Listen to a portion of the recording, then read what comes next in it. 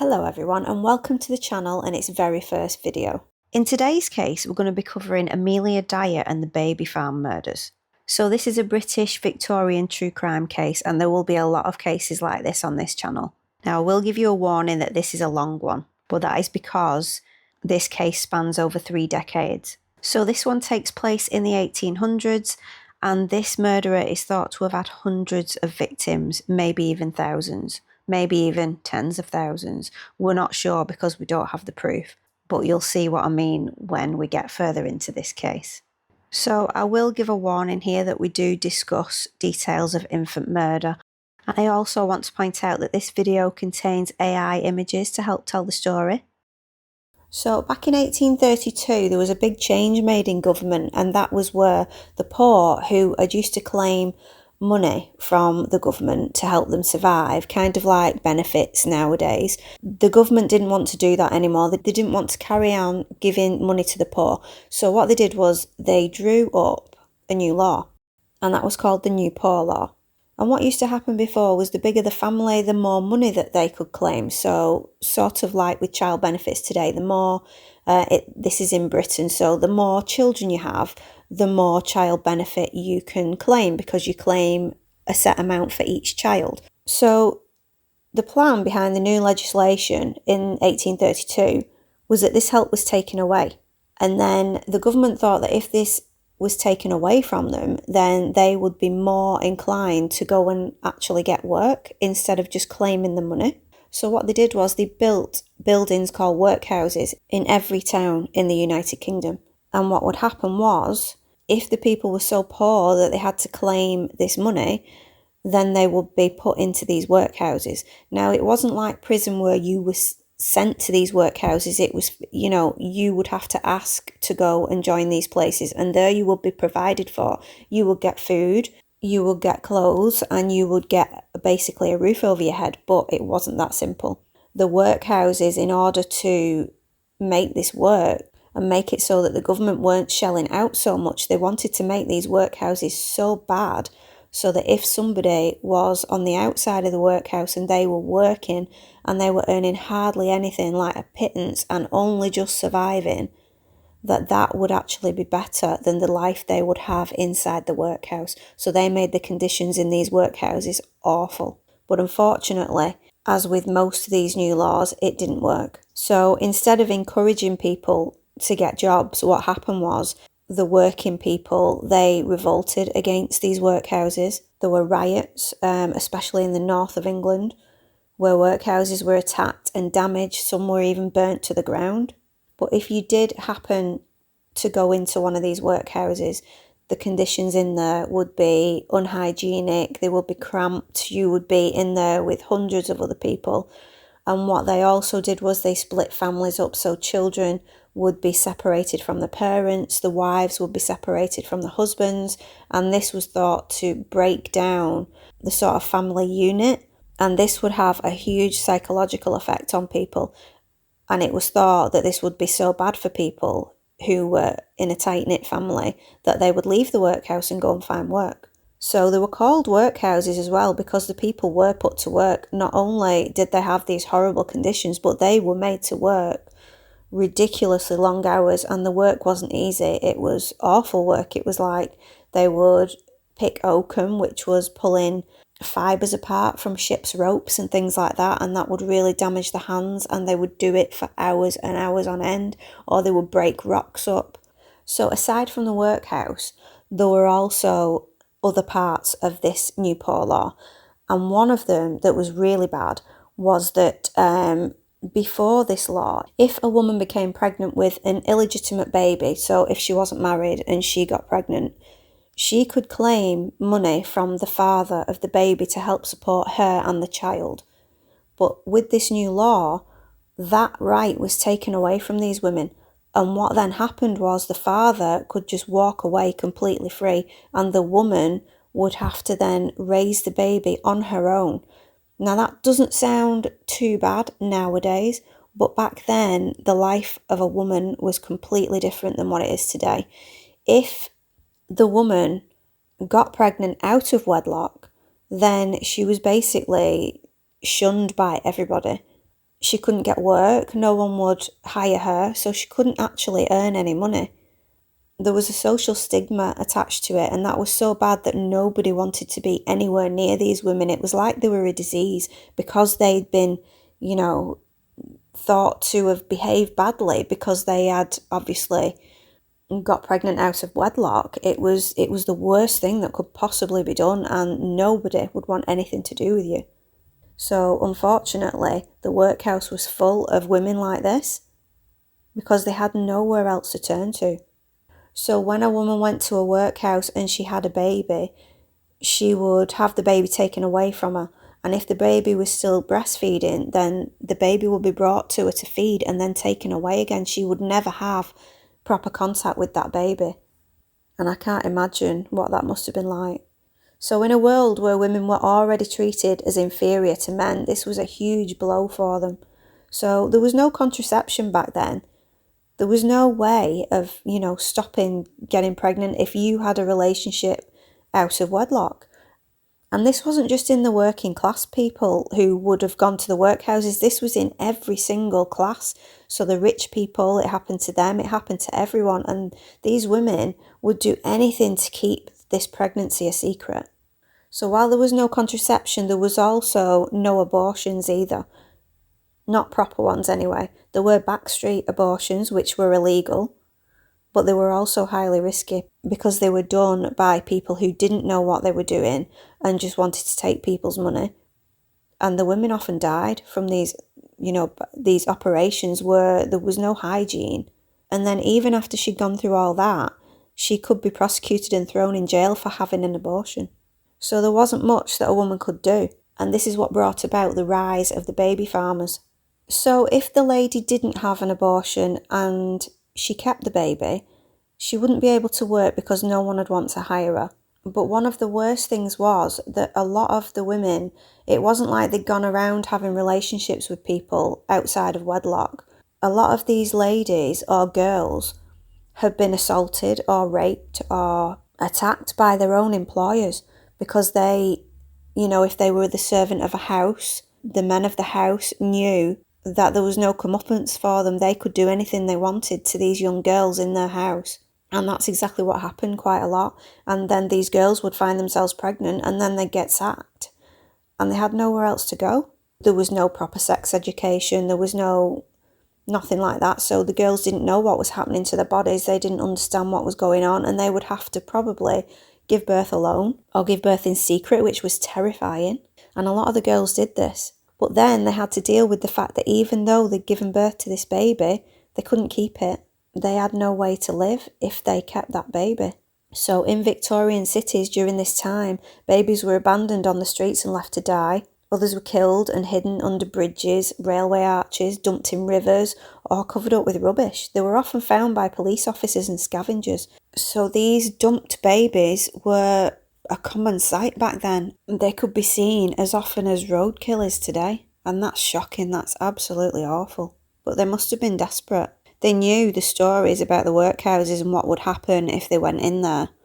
So that was the only choice they had, unless they went to a baby farmer. But again, this was only something they could do if they had money, because the baby farmer wouldn't help them for free. So a baby farmer would literally take the burden away from these women.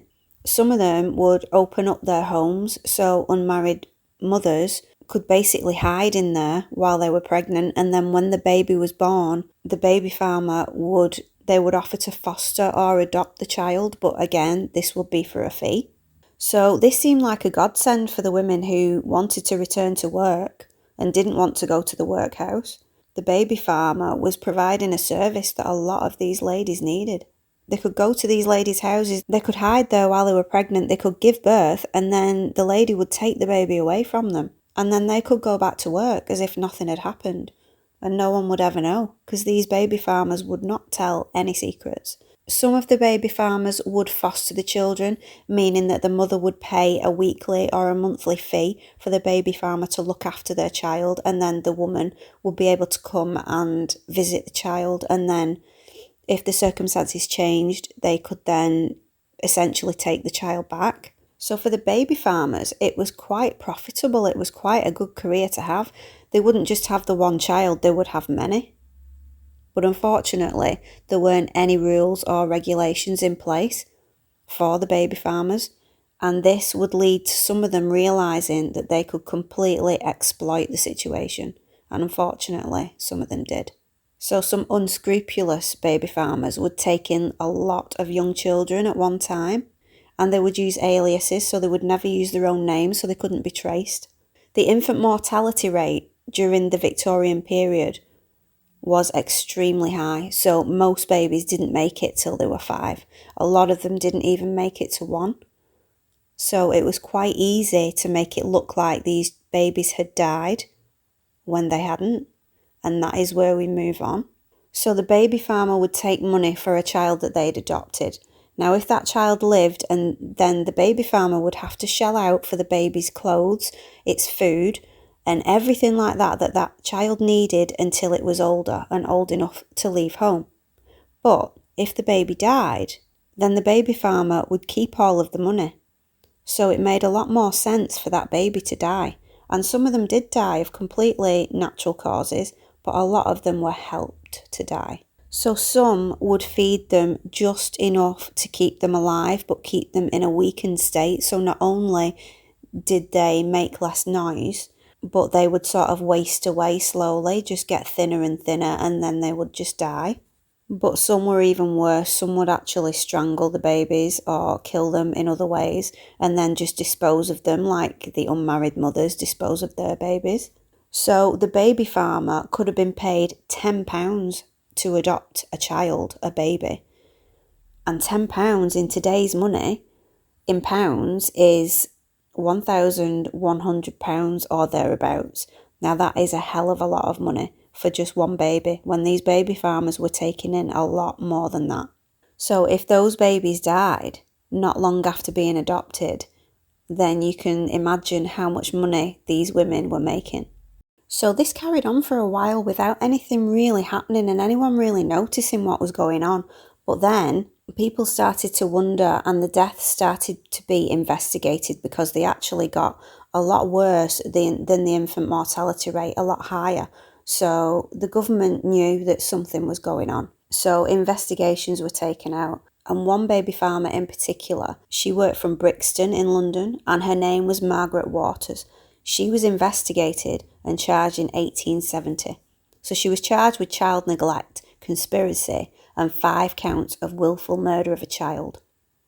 She was actually sentenced to death and hanged for her crimes, which shook the baby farming industry, and many chose to take a different career path. So a lot of them decided that enough was enough. They didn't want to get caught, and they found different careers. But some of them just saw this as a sign to be even more secretive and make sure that they didn't get caught. So Margaret Waters chose the method of allowing the children to slowly die by hardly feeding them anything. And that is how she was caught in the end, because all of the children that died in her care died in exactly the same way. And it wasn't normal for all of these children to be so emaciated. So it was obviously done on purpose, and they could tell that. So Margaret Waters was charged with the death of 5 babies, but it's thought that she killed about 20, which sounds a lot. 20 babies, that sounds awful, but that is nothing. That is literally a drop in the ocean compared to who we are going to be talking about today. So after Margaret Waters' conviction and execution, undercover investigations started being taken out on baby farmers. And one of them in particular wrote to the Times newspaper. And he wrote, "My conviction is that children are murdered in scores by these women, that adoption is only a fine phrase for slow or sudden death." The horrific crimes of some of these baby farmers had now turned into a national scandal, and the authorities realised that something had to be done about it.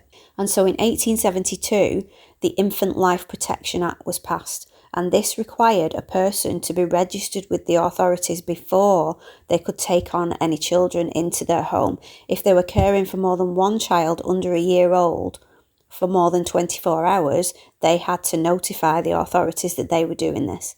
And then the authorities were supposed to keep an eye on them. But again, it didn't happen and it didn't work. So again, it just meant that the baby farmers had to be more careful. They had to be more secretive about their businesses. It was thought that some of the baby farmers would work together as allies, with many intermediaries. So they would pass the babies on to other people, and they would never be in the same place for long enough for the authorities to realise what was going on in that particular home. The baby farmers themselves would also move home several times, and that would keep the authorities off their backs as well. So during the trial of Margaret Waters, one of her allies was named as Mary Smith of Totterdown. And not too long after this, another baby farmer was investigated and also had Mary Smith as one of her associates. Mary Smith, of course, wasn't a real name, but one of the many aliases used by our subject today, Amelia Dyer.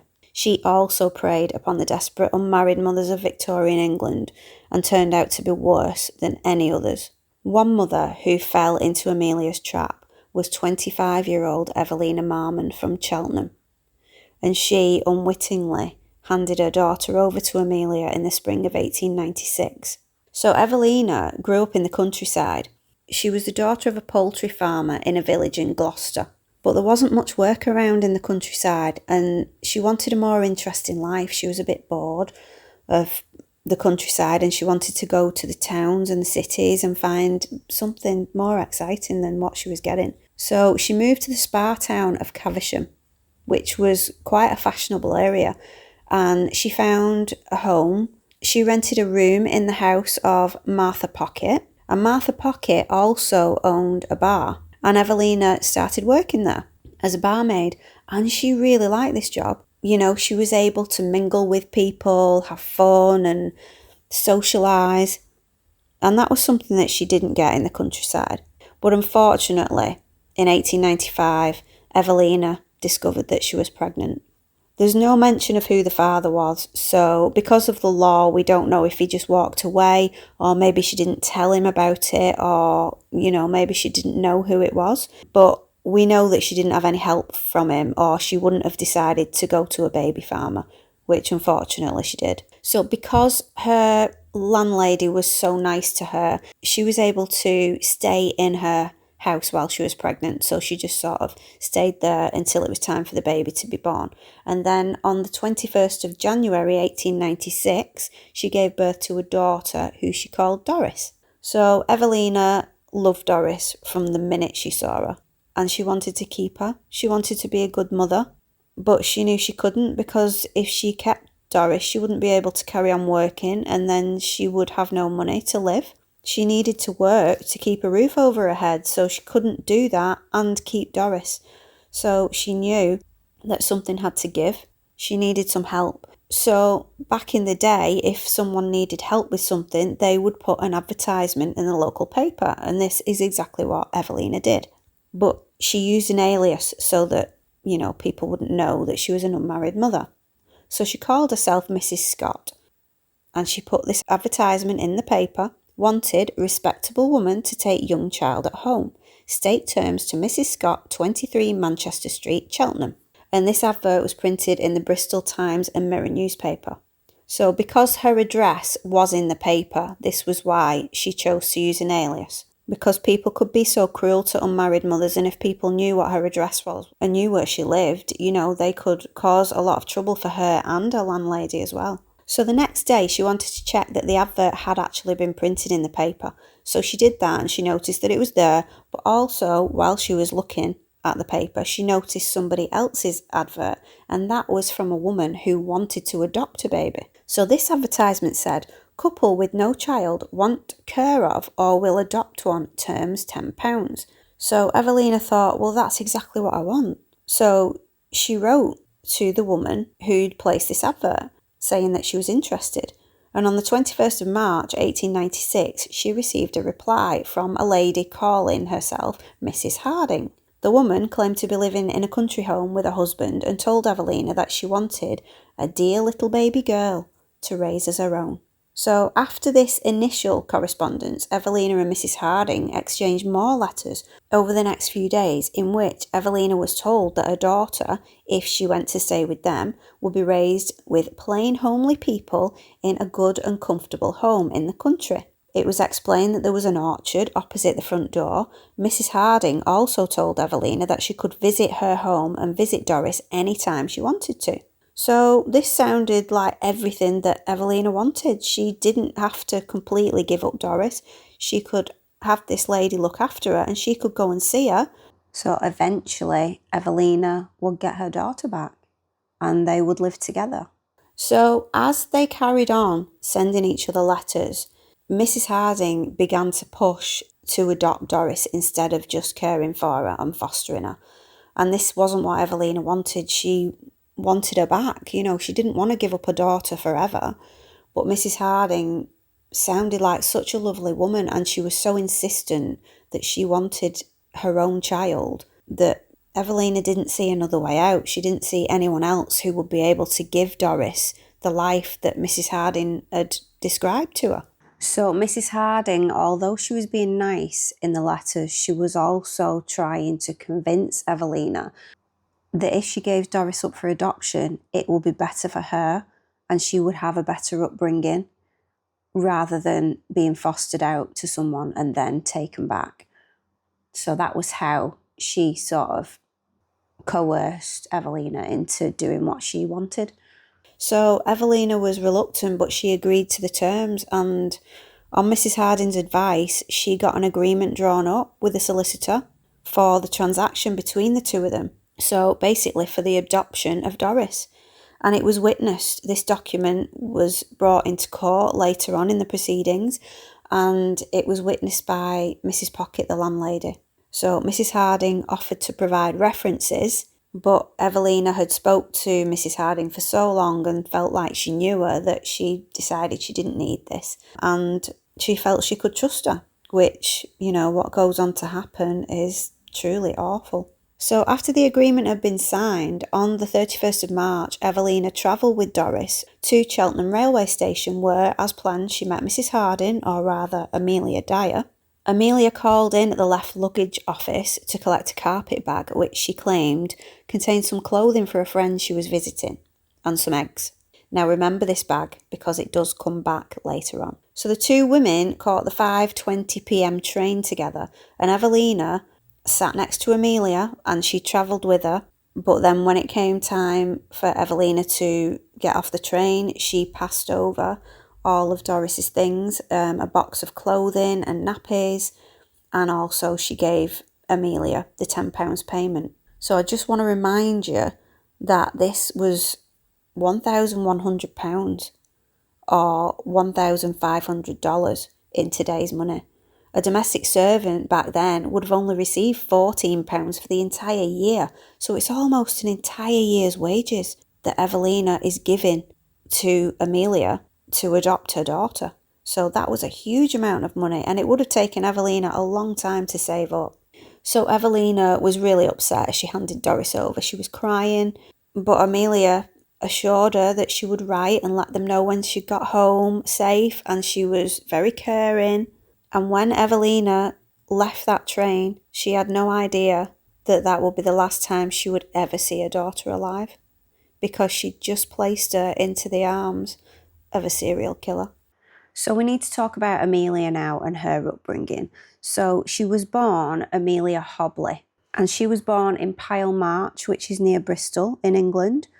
Her parents were Samuel and Sarah Hobley, and she also had 5 other siblings, and they ranged in ages from 2 all the way up to 12. So Samuel, Amelia's father, he was a master shoemaker, and this was a really skilled trade, and that brought with it quite a bit of money. So, you know, they weren't poor, they were quite well off. And back then, children wouldn't normally go to school unless their families were well off and could pay for it, because it wasn't free. And especially girls, they wouldn't go to school, but Amelia did. So all of the children went to school. But unfortunately, because of the infant mortality rate, some of her siblings did actually die. So one of her sisters died when she was 6, and then one of her baby sisters died at 5 months old. So when Amelia was 11, she actually lost her mum. She died of an illness. Now, through my research, there are different stories attached to this. Some say that she died of meningitis, and some say that she died of typhus. But whatever caused her illness, you know, it was so young for Amelia to lose her mum. So she kind of lost, I suppose, her maternal role model. And you could say that that may have been the catalyst to what she went on to do.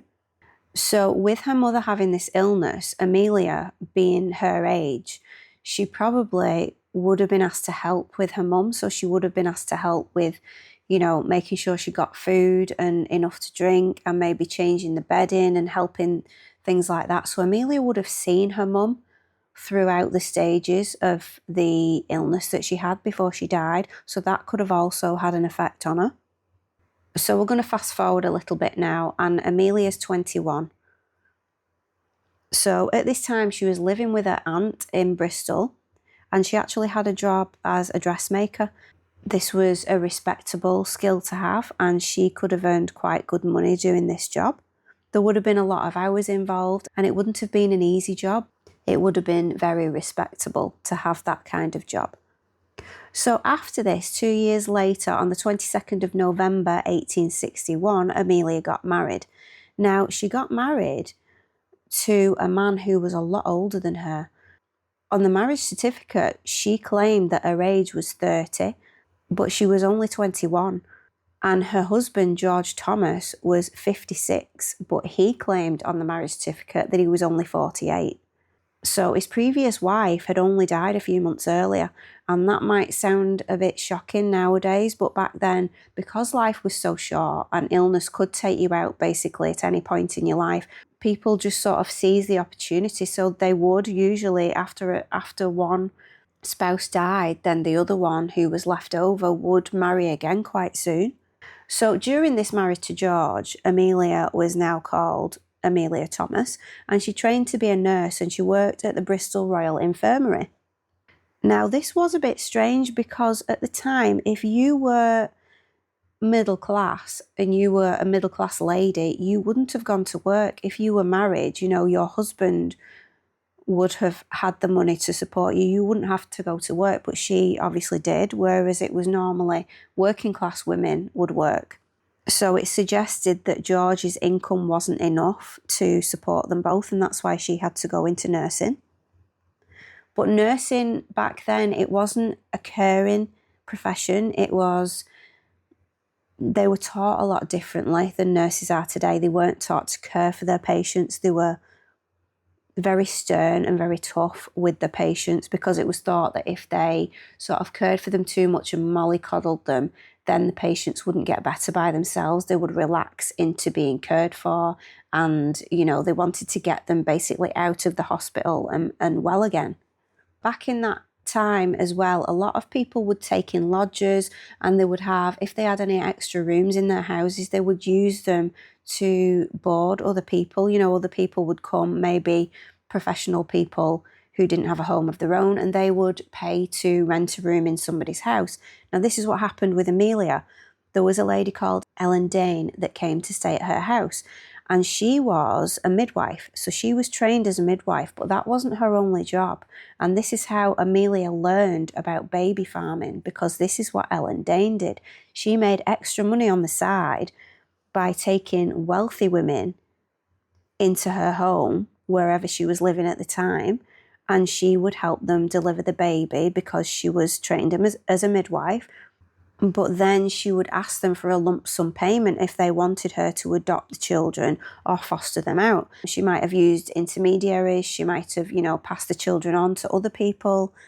That's what Ellen did. And then Amelia was obviously around while this was going on, and she watched what was happening, and she learned from Ellen Dane everything that she knew about baby farming. So she didn't do anything about it straight away, but, you know, her eyes and her ears were open, and she was obviously watching everything that happened and learning from it.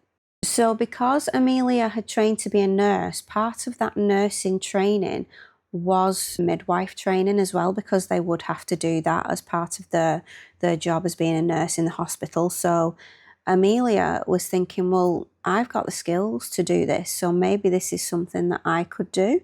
It's not clear whether Ellen Dane was still living with Amelia at the time, but Amelia did start her own baby farming business out of her home. So she would put advertisements in the local paper. She learnt from Ellen how to do this, and she just basically copied what Ellen did and did exactly the same herself. So George and Amelia had a little girl called Ellen, but it's not clear whether she was actually theirs because her birth wasn't registered. But nevertheless, this little girl called Ellen did live with them. So she must have stopped nursing because back then women would not work when they were pregnant. As soon as they got pregnant and they started to show, they would stop work, no matter, whether they were working class. Basically, pregnant women weren't meant to be seen. They were meant to sort of hide away. I don't know what it was, but nobody wanted to see a lady when she was pregnant, which I find really strange, but that's how it was. And so, yeah, Amelia would have stopped working when she gave birth to Ellen if it was her daughter. Now then, after 8 years of marriage, on the 18th of October in 1869, Amelia's husband George died. He had had an illness, and he died from that illness. So now Amelia was a single parent. So Amelia needed that baby farming money to support herself. So she carried on. But then not long after, the Margaret Waters case was all over the news. And so it had a lot of baby farmers running scared. Ellen Dane actually fled the country and she went into hiding so that the police couldn't catch up with her. And Amelia was running scared as well, so she stopped what she was doing. So then Amelia knew that she had to find money. So what she did was she actually farmed out her own daughter, Ellen, and then she took a job as an attendant at the Bristol Lunatic Asylum. And then according to the census, which was taken a year later, she was still living there. Now, I'm not sure why she did this instead of carrying on nursing. Maybe she just couldn't get a nursing job, but the job at the asylum was a lot more difficult than nursing would have been. It wasn't easy work, there were much longer hours, and the patients could be violent and dangerous. So it must have been a scary job for Amelia. But as she had with Ellen, she watched and she listened and she learned the behaviours of the patients at the asylum, and this would help her later on. So we get to 1872 and Amelia must have started up her baby farming business again, because by this time her daughter Ellen had returned home to help her with the children, as she would later testify in court. The Infant Life Protection Act had been put into place by now, but this didn't stop Amelia. She just tries to be more discreet about her business and make sure that she doesn't get found out. So in December of that same year, Amelia marries for the second time. So she's 35 now. And she married a labourer called William Dyer, who was only 27. And he was thought to be illiterate because he signed the marriage certificate with an X, which is what people did when they couldn't write their own name. So at the beginning of this marriage, Amelia seemed to be settling down. She stayed at home and she had 2 children with William. She had Mary Ann, who they nicknamed Polly. She was born on the 17th of October, 1873. And they had a little boy called William Samuel, and he was born on the 27th of February, 1876. So she tried to be a mother, she tried to go legitimately, and she even set up her own laundry business. So she did try to have an honest job. But unfortunately for Amelia, the laundry business and any other business that she tried to set up just didn't work. And so she ended up going back to baby farming. For her, it was easy money, and it was a lot more money than she would have got with a legitimate job. So she carried on. She would place advertisements in the local papers and she'd receive responses from unmarried mothers. She'd also look at the advertisements that had been placed by other people to find mothers who wanted carers for their children, and she would answer those adverts. And because of her educated past, she was able to write detailed correspondence, and she could then not only correspond with the working class and the middle class, she could go into correspondence with wealthy women. And the wealthier the woman, the more desperate they were to get rid of these babies, and the more money they would pay her. So she would use these letters to paint the perfect picture of a loving family so that the mothers would trust her and hand over their infants. Amelia would travel around the country collecting babies, but she'd also take unmarried mothers into her home like Ellen Dane had done. She would care for them up until they gave birth. She'd act like a motherly figure who wanted the best for the children, when really she was anything but. It seemed that as time went on, she began to take on more and more children, and her nursing experience helped her to cover up the real part she was playing in her business. So up until now, we've only talked about Amelia actually being a baby farmer. We've not talked about her actually getting rid of babies or killing babies, but it seems that she might have actually enjoyed doing this, and this is where it sort of turns, and it turns really dark, because apparently she would sometimes kill a baby before it had even been born. And how did she do that? Well, because of her nursing training and her midwife training, she knew that she could make it seem as if a baby, and what she would do was, when the mother was delivering the baby, as soon as the head had been delivered, she would suffocate the baby before it could actually leave the mother's body fully. And by doing that, it wouldn't actually ever take its first breath. So that meant that the baby looked like a stillbirth, because it wouldn't turn blue. If it had started breathing and then she'd have killed it, it would have been obvious that it would have been killed. But this is one of the worst things that I've read about this case, and I can't understand why anybody would do that. It proved that she felt nothing for these mothers or their babies. It made me think that she liked killing them.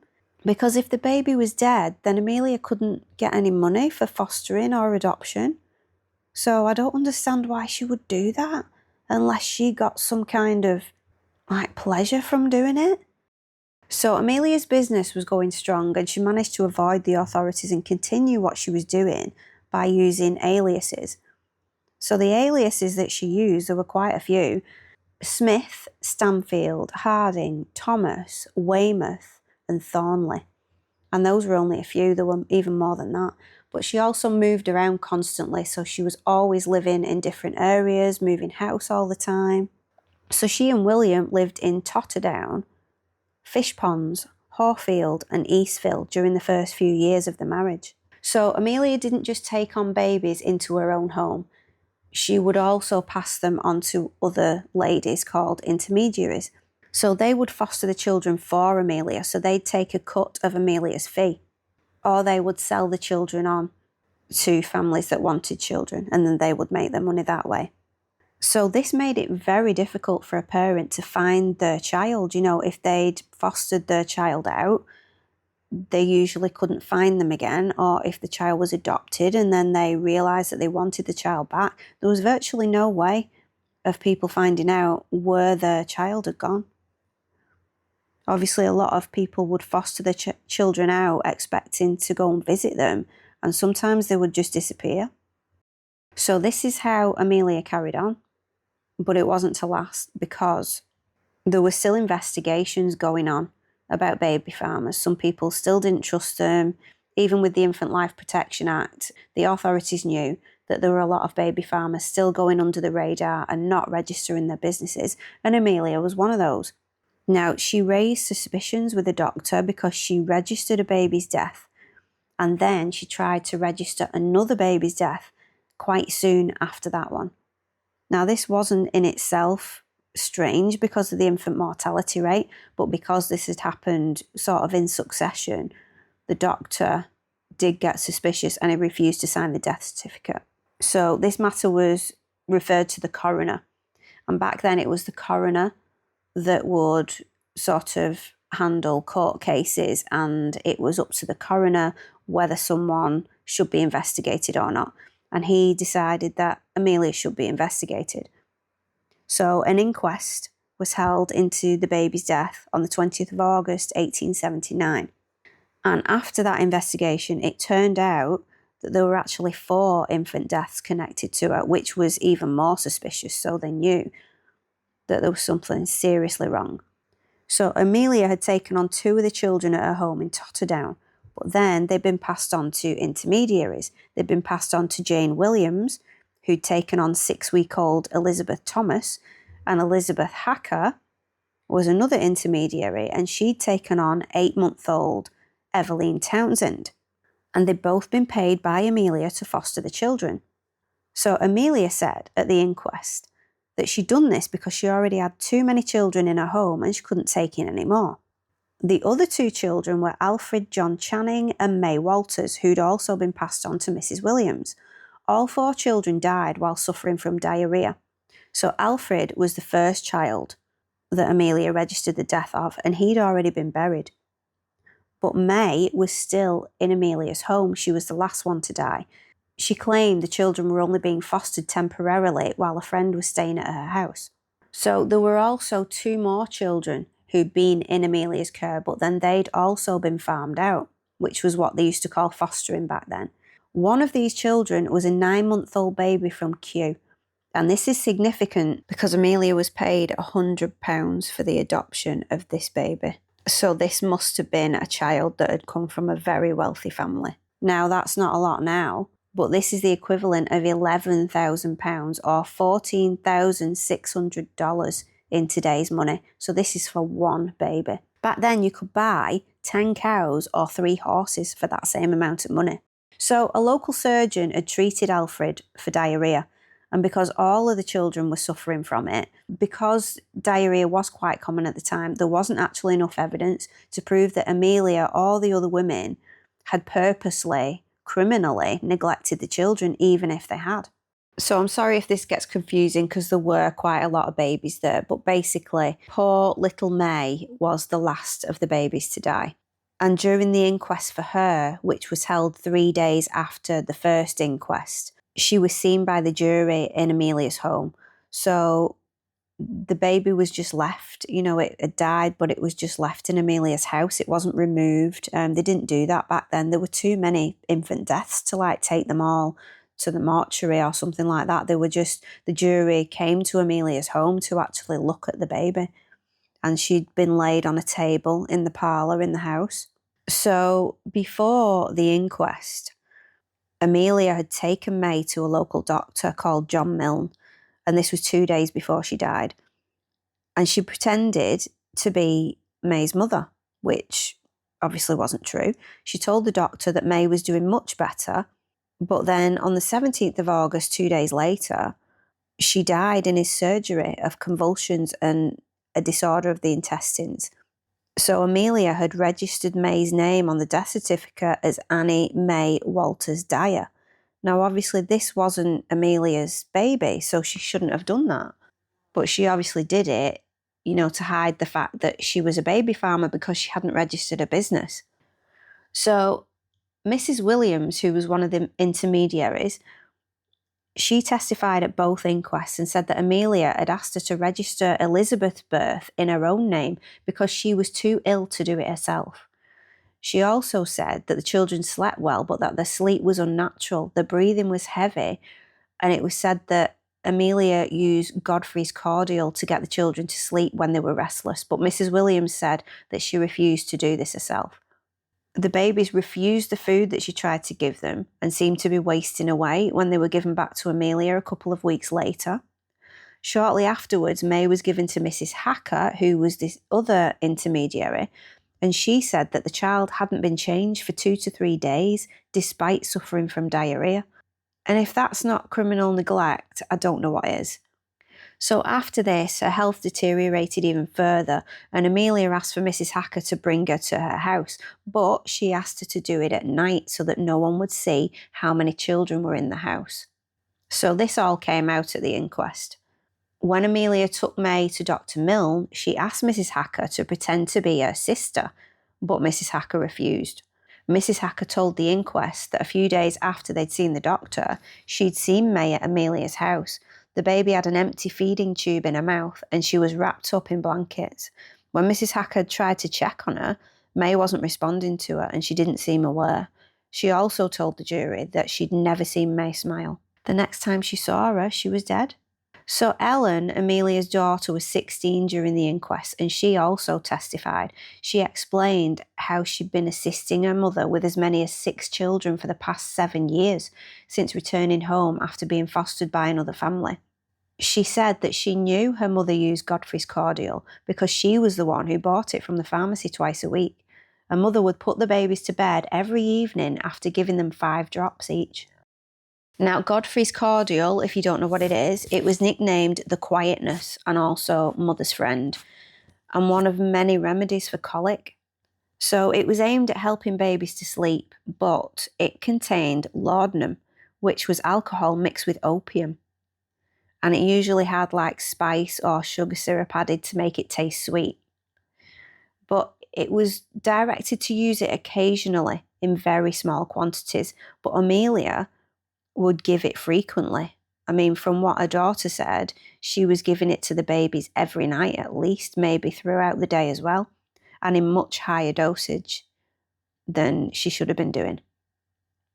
So this would keep the babies quiet, which was probably another reason her crimes continued unnoticed for so long. So she would use the cordial over a long period of time so that the babies wouldn't feel that they were hungry. Not only would they not cry, but when someone did try and feed them, they wouldn't actually take any of the food. And because of that, they would just slowly waste away. But this was the exact same method that Margaret Waters had used, and she'd been executed. So I don't know why Amelia thought this was a good idea. So Ellen, Amelia's daughter, also told the jury that she knew at least 7 of the fostered or adopted children who were brought into her home since March of 1878 had died, but 2 of her own siblings had also died during that time. So the total number of deaths in Amelia's house was up to 9 at this point, and this was far higher than could be explained by a high infant mortality rate. So tiny May Walters was extremely weak when she was examined by the doctor, and he knew that she was on the verge of death. She was only 2 months old when she died. 2 days later, and during a post-mortem, it was discovered that her stomach was completely empty. There was only a slight substance found in the intestines, and this was some kind of gruel, which was usually made with corn flour and water. So there wasn't baby formula or anything like that. This was what Amelia and a lot of mothers would feed their children if they couldn't give them milk. So May only weighed 6.5 pounds, and that's the same as a tiny newborn baby.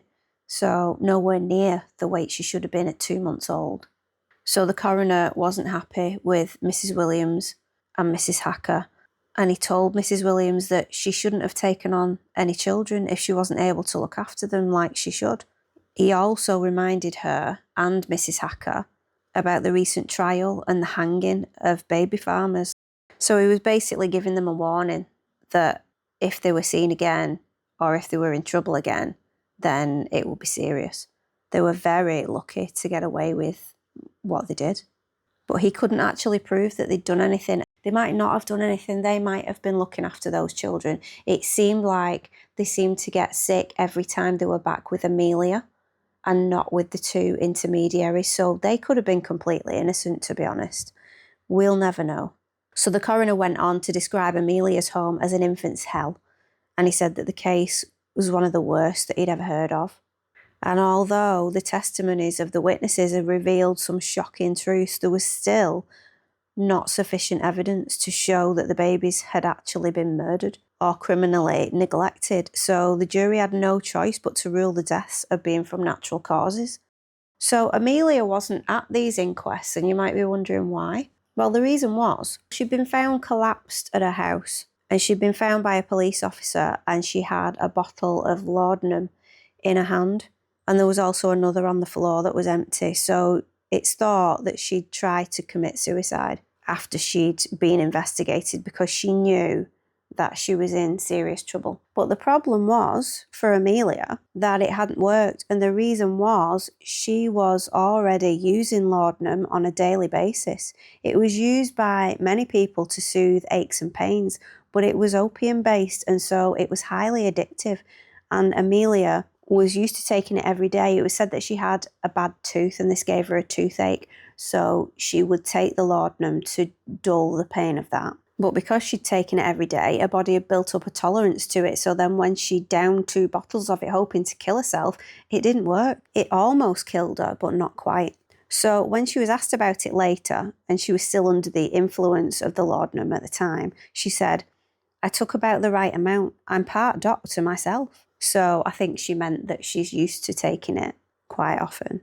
And it could have also meant that she was used to dishing it out to the babies. which she probably wouldn't have said anything if she hadn't still been under the influence. So, at the conclusion of the second inquest, the coroner recommended the only charge he could, which was giving false information for the death register. And that was because Amelia was trying to register the children under her own name rather than admitting they were nurse children. This also meant that she was guilty of breaking the law, though, under the Infant Life Protection Act of 1872, because she was supposed to register a business and tell the authorities that she was caring for children, and she hadn't done that. So, on the 29th of August 1879, she was convicted of breaching the Act at Long Ashton Petty Sessions in Somerset, and she was given a 6-month prison term with hard labour, and she served this at Shepton Mallet Jail.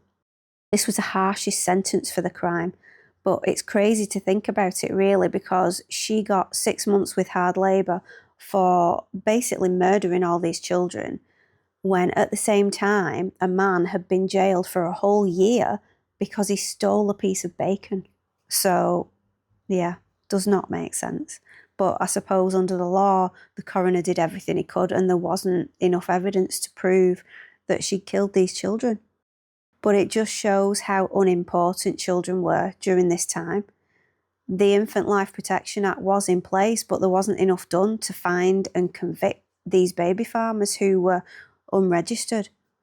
So during her incarceration, Amelia would have been doing many hours of manual labour, which was the hard labour part of a sentence. And this would have included picking oakum, and this was usually a punishment given to people, especially women, who were in prison. And what they had to do was they were ship's ropes.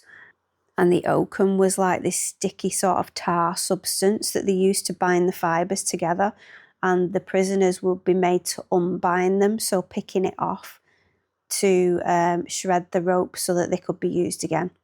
So her hands would have been bleeding and covered in blisters because she would have been made to do this for lengthy periods, like hours and hours every day.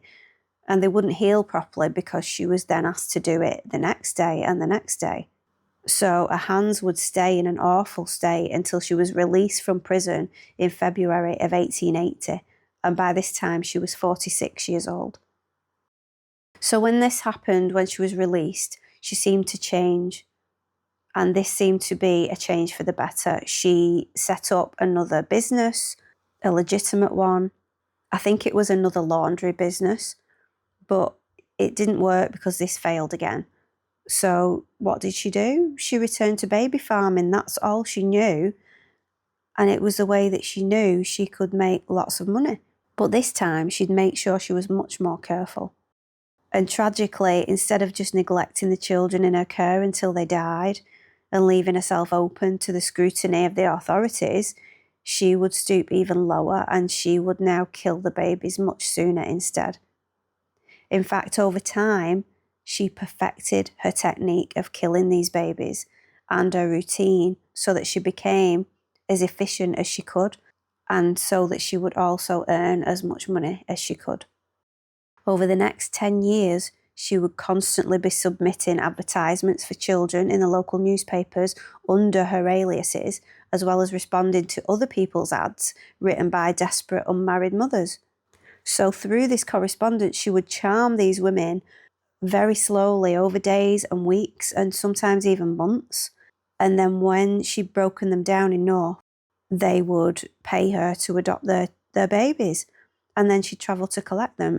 And soon after, she'd kill them. And her preferred method was strangling them with a length of tape. And this was sewing tape that most people had in their houses. She would tie it tightly around the neck, and then she would knot it at the baby's left ear. And this was kind of her calling card, whether she wanted it to be or not. But a lot of the babies that were found had this same knot at their ear, and so they knew that these were the work of Amelia. So once she killed the baby, it would then be wrapped in any material she had to hand. So it could have been nappies, it could be linen, and then she would place a brick inside the parcel and wrap it all up with brown paper and string. And then the next time that she went out, she would drop the package somewhere, but her usual method was putting them in the river, because she knew that as long as she put that brick in there, that parcel wasn't coming to the surface and somebody wouldn't find it. So she must have been making a ton of money. But she didn't live in an expensive home or wear extravagant clothing, so she wouldn't have needed to take in the amount of children that she did. But her house was always full of infants. It was as if she was doing it because she enjoyed killing them. And later on, horrifically, she would admit that that was the case. So, as we've mentioned before, Amelia was an educated woman. She was able to correspond with wealthy, educated women who would obviously pay her more money, and this meant a lot to Amelia. So, those were the clients that she tried to go for most often. But this would also be her downfall. So one day, a lady from Exeter was staying with her because she'd become pregnant with an illegitimate child when she'd fallen for the son of a high-standing family from Cornwall. This lady was the governess to the children. But because she was a working class woman and she worked for them as staff, she was seen as, not important enough to marry their son. So even though the two had this relationship, and the son, quite uniquely, the son really sort of fell for the governess and he wanted to marry her, but his parents wouldn't let him because she was, in a different class. She was beneath them, sort of thing. So, the lady was then stuck on her own. This wasn't actually uncommon for the time. So what happened was the son went abroad and the lady, the governess, came looking for help and she found Amelia. So she stayed with Amelia while she was pregnant. And then when the baby was born, she felt she had no choice but to let Amelia adopt the baby because, she had no form of income, she had nowhere to go. So unlike most of the transactions that Amelia did, they agreed on a payment in 2 installments because that's the way that the governess could do it.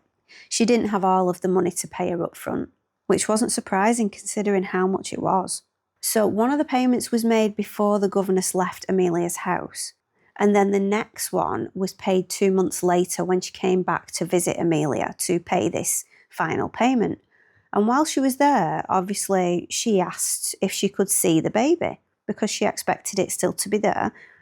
And then Amelia said that this wasn't a problem, so she went out of the room and then she came back with this baby that she gave to the governess. And this baby was a 2 to 3 month old baby, which would have been around the same age. So the governess is sat there in Amelia's house with this baby on her knee, and she's looking at this baby, and, she's close to this baby, and she can just tell, even though she's not spent much time with the baby after it was born, she knew that this wasn't her baby. And she started to question Amelia. So Amelia started trying to fob her off and make excuses, basically saying, babies change a lot over time, and basically patronising her. So, this wasn't some washerwoman. This was a governess who was, hired in a wealthy home. She was smart. So when Amelia left the room, the governess started undressing the baby because she remembered that when she gave birth and she saw her child, that it had a birthmark on its hip.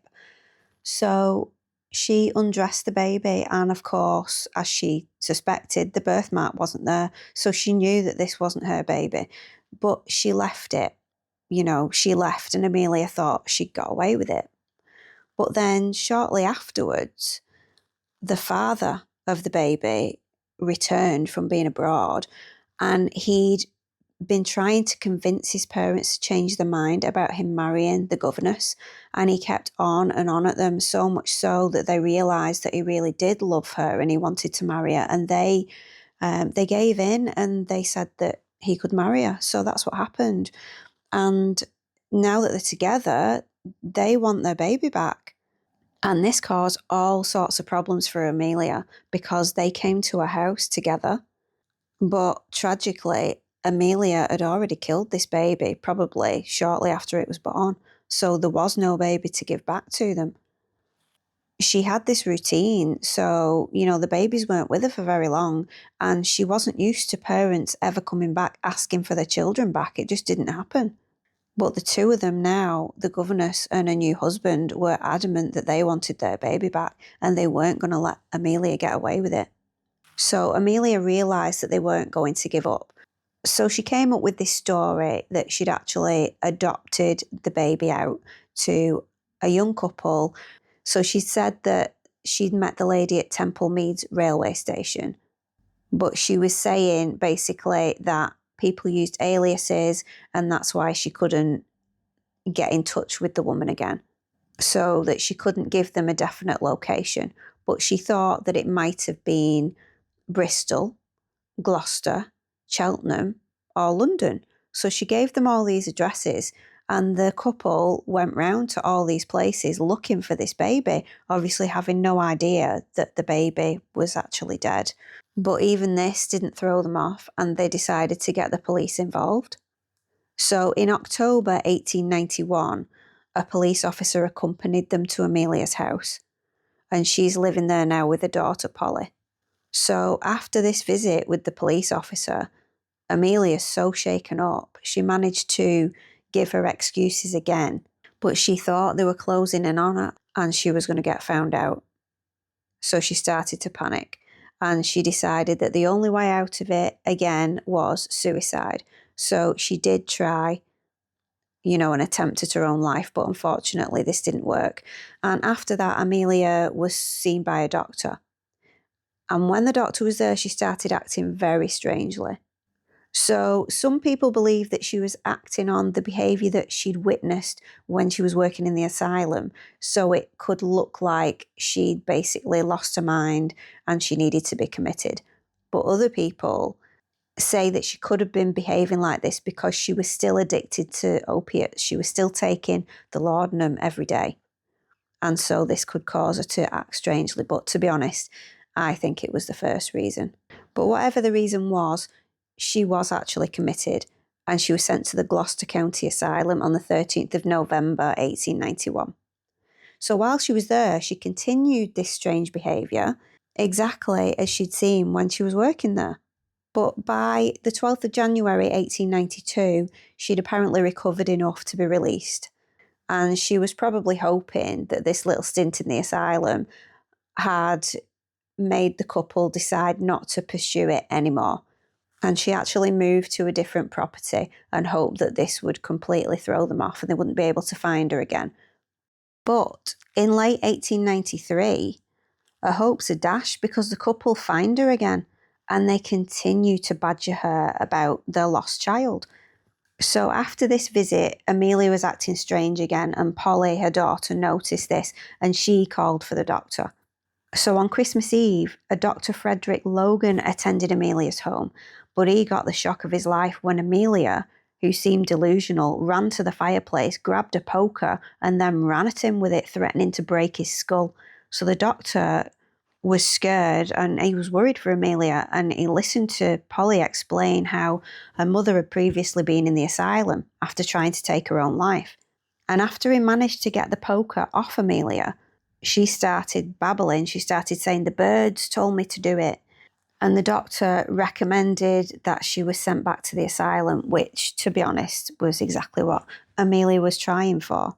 So on Boxing Day, that's what happened. And this time she stayed until the 20th of January, 1894, and then she's released. So sometime after this, she returns to Bristol, but the couple find her again. And this time, Amelia tries to kill herself by drowning herself in a local brook. She's taken to the hospital and she stays for nearly 2 weeks while she recovers. But even here, she's not safe because the couple found her at the hospital and they visited her there. So this couple was not giving up. They were making Amelia's life hell. So after she returns home this time, Polly actually gets married, and she marries Arthur Ernest Palmer. And the three of them lived together for a while. So it was in December of that year that Amelia is visited the final time by this couple. So they found her living in Fish Ponds, which is 5 miles from the centre of Bristol. So as with all of these visits from this couple, again, Amelia takes a strange turn and the doctor's called.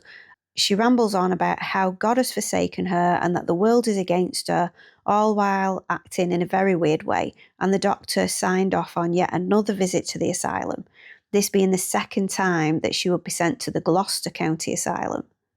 So she managed to get this result in only 10 minutes after the doctor arriving. So she's obviously got this off to a fine art now. So this couple have been badgering Amelia, but they can't have been the only ones. There must have been other people looking for their children, surely. So she obviously thought she was doing a really good job of fooling this couple, but this couple weren't daft. They weren't buying any of it. They knew it was all an act. And it was an act because she never got into a state when she was killing babies or throwing the dead bodies into rivers. But she did every time she thought she was going to get caught. That's very convenient, isn't it? And then at the beginning of 1895, it seemed that she'd been in and out of the asylum a few more times, but she was finally discharged for good on the 13th of February, 1895. But when she was released this time, it seems that Polly might have had enough. Maybe she knew that her mum was just acting and it wasn't real. Or maybe she just moved on because she got married to Arthur. But whatever the case, there wasn't anywhere for Amelia to go. Because she'd just been released from the asylum, she couldn't just be released on her own. She had to go somewhere. So she actually ended up in one of the workhouses. So she was sent to the Barton Regis workhouse. And it's thought by this time, William, her husband, had actually left her. So obviously she couldn't be released to him because he wasn't there anymore. So fortunately for Amelia, this workhouse had much better conditions than any of the others.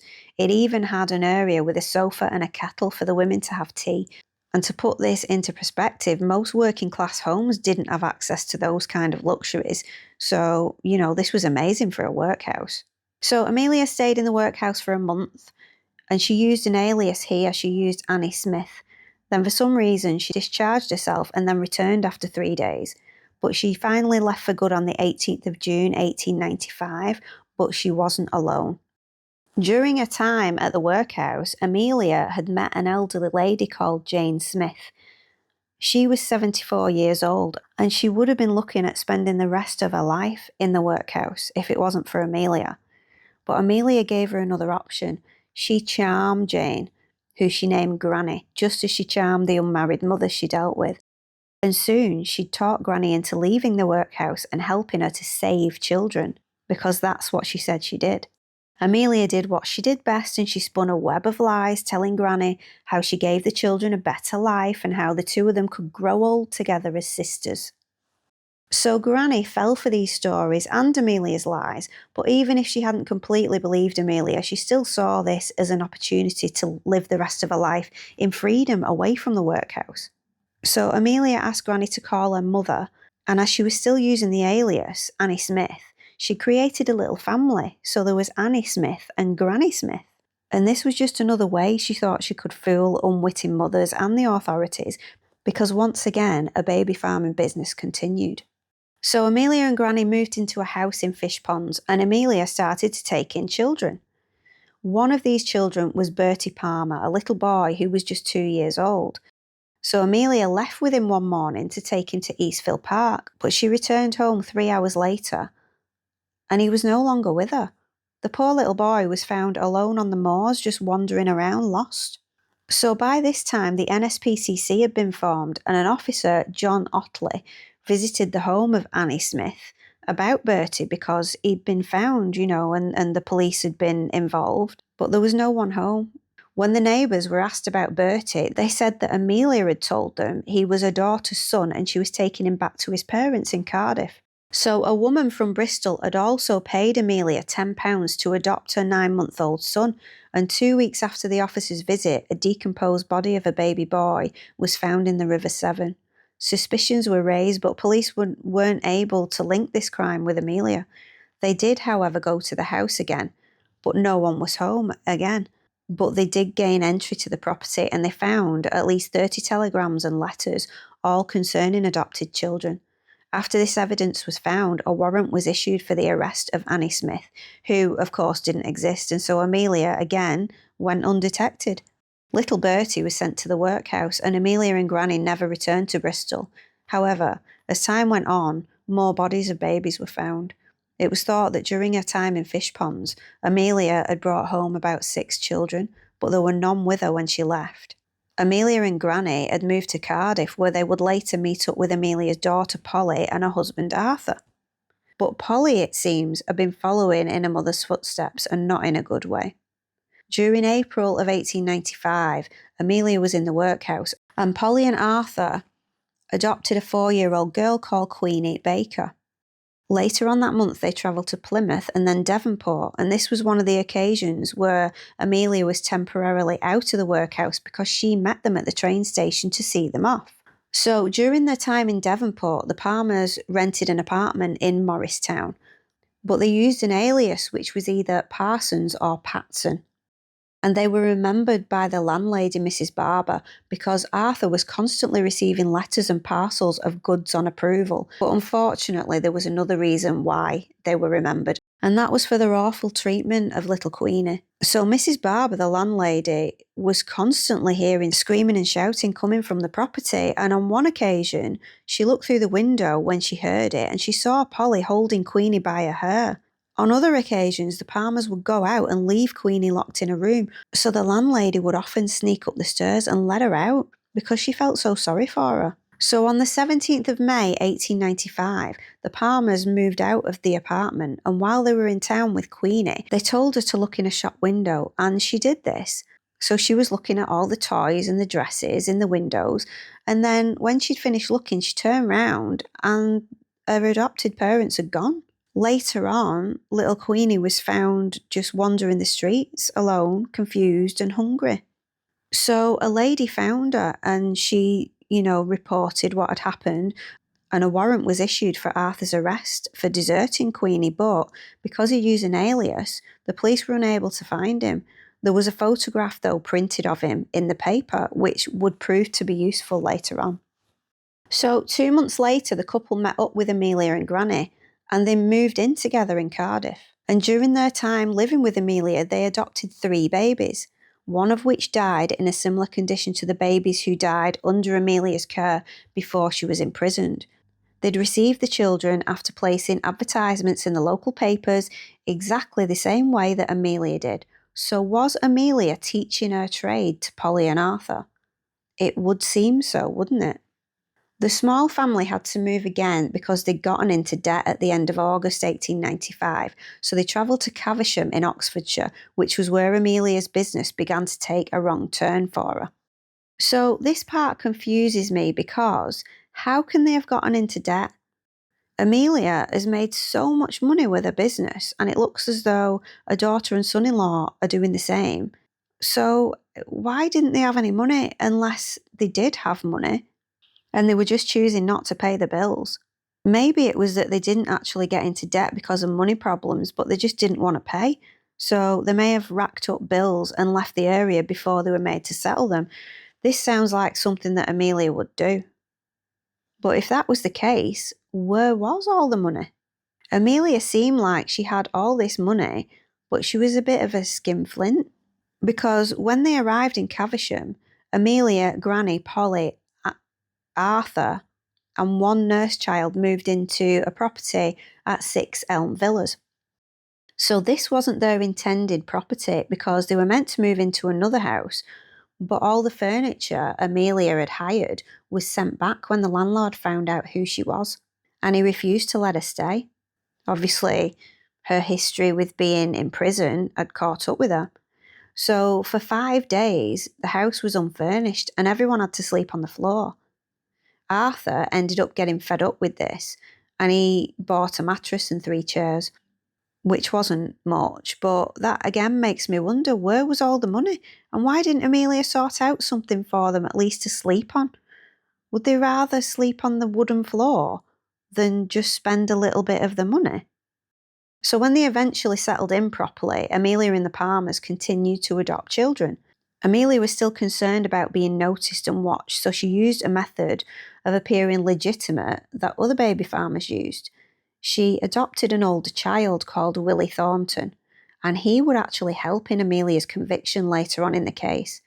So Willie was 9 years old, and he came into Amelia's home, as the result of her usual advertisements in the local paper. He was to be a decoy child, which meant that he was treated well to create the illusion that Amelia was a caring woman. Willie must have been happy because the neighbours liked him and they saw him quite a lot and talked to him. Polly and Arthur also adopted a child called Harold, who was around a year old at the time.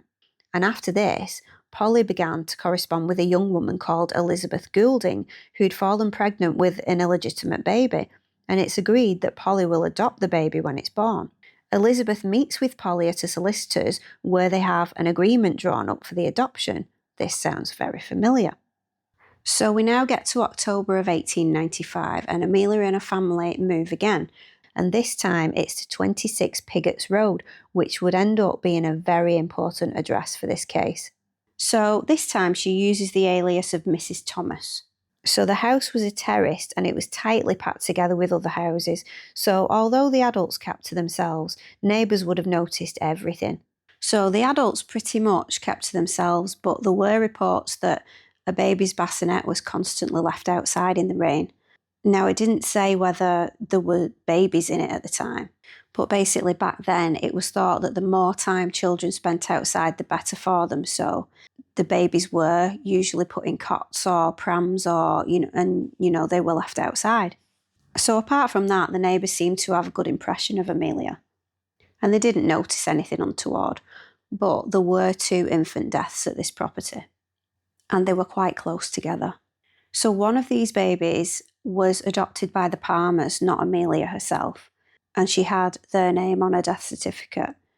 So she was called Ina Clara Palmer, and this was also on the birth certificate. So obviously they're doing what Amelia did and they're putting the children in their names so that they don't get caught by the authorities for not registering to look after children or to adopt children that weren't theirs.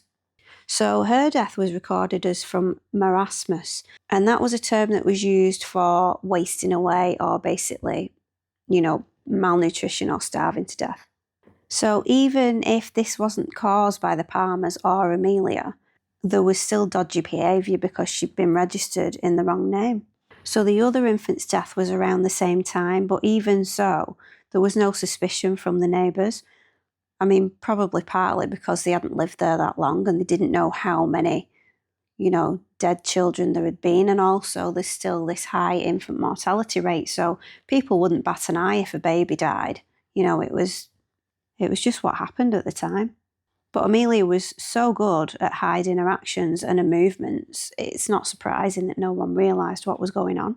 She was so used to lying that her stories were believable now. So she actually told the neighbours that she was going to hire a shop in Caversham, and she told them that her family were originally from Cornwall, which obviously wasn't the truth. So Arthur Palmer, who was Polly's husband, didn't seem to have a job either. And I think that he was as much involved in the baby farming business as Amelia was. And this was how they all earned a living, because Polly didn't work either.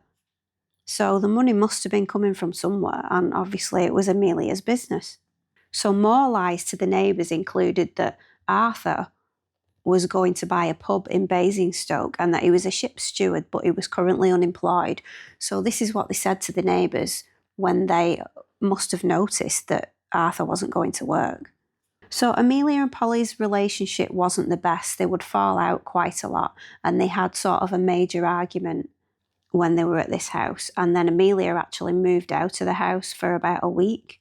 And she said it was because of Mary Ann's lazy habits. And if you remember, Mary Ann is Polly's actual proper name. Polly was just a nickname.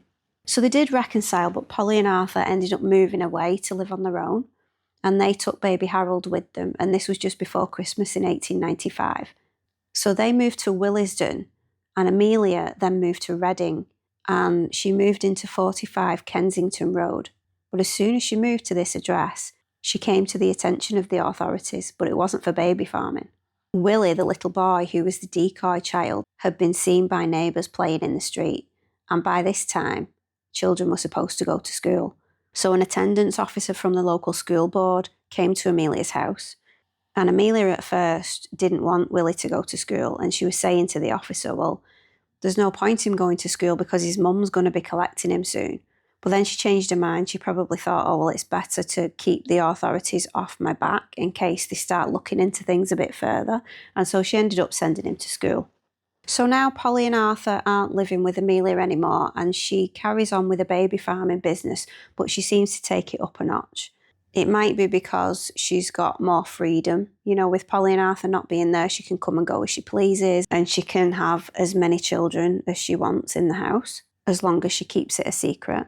But she still had Granny living there, and Granny started to become very suspicious. So we've not really talked about Granny since she moved in with Amelia after she left the workhouse. But basically, Granny wasn't getting what she signed up for, not at all. Amelia had painted a picture of a life where her and Granny would be like sisters, and she'd be paid for a role as an employee in Amelia's business where she was saving these children. And that's not what happened.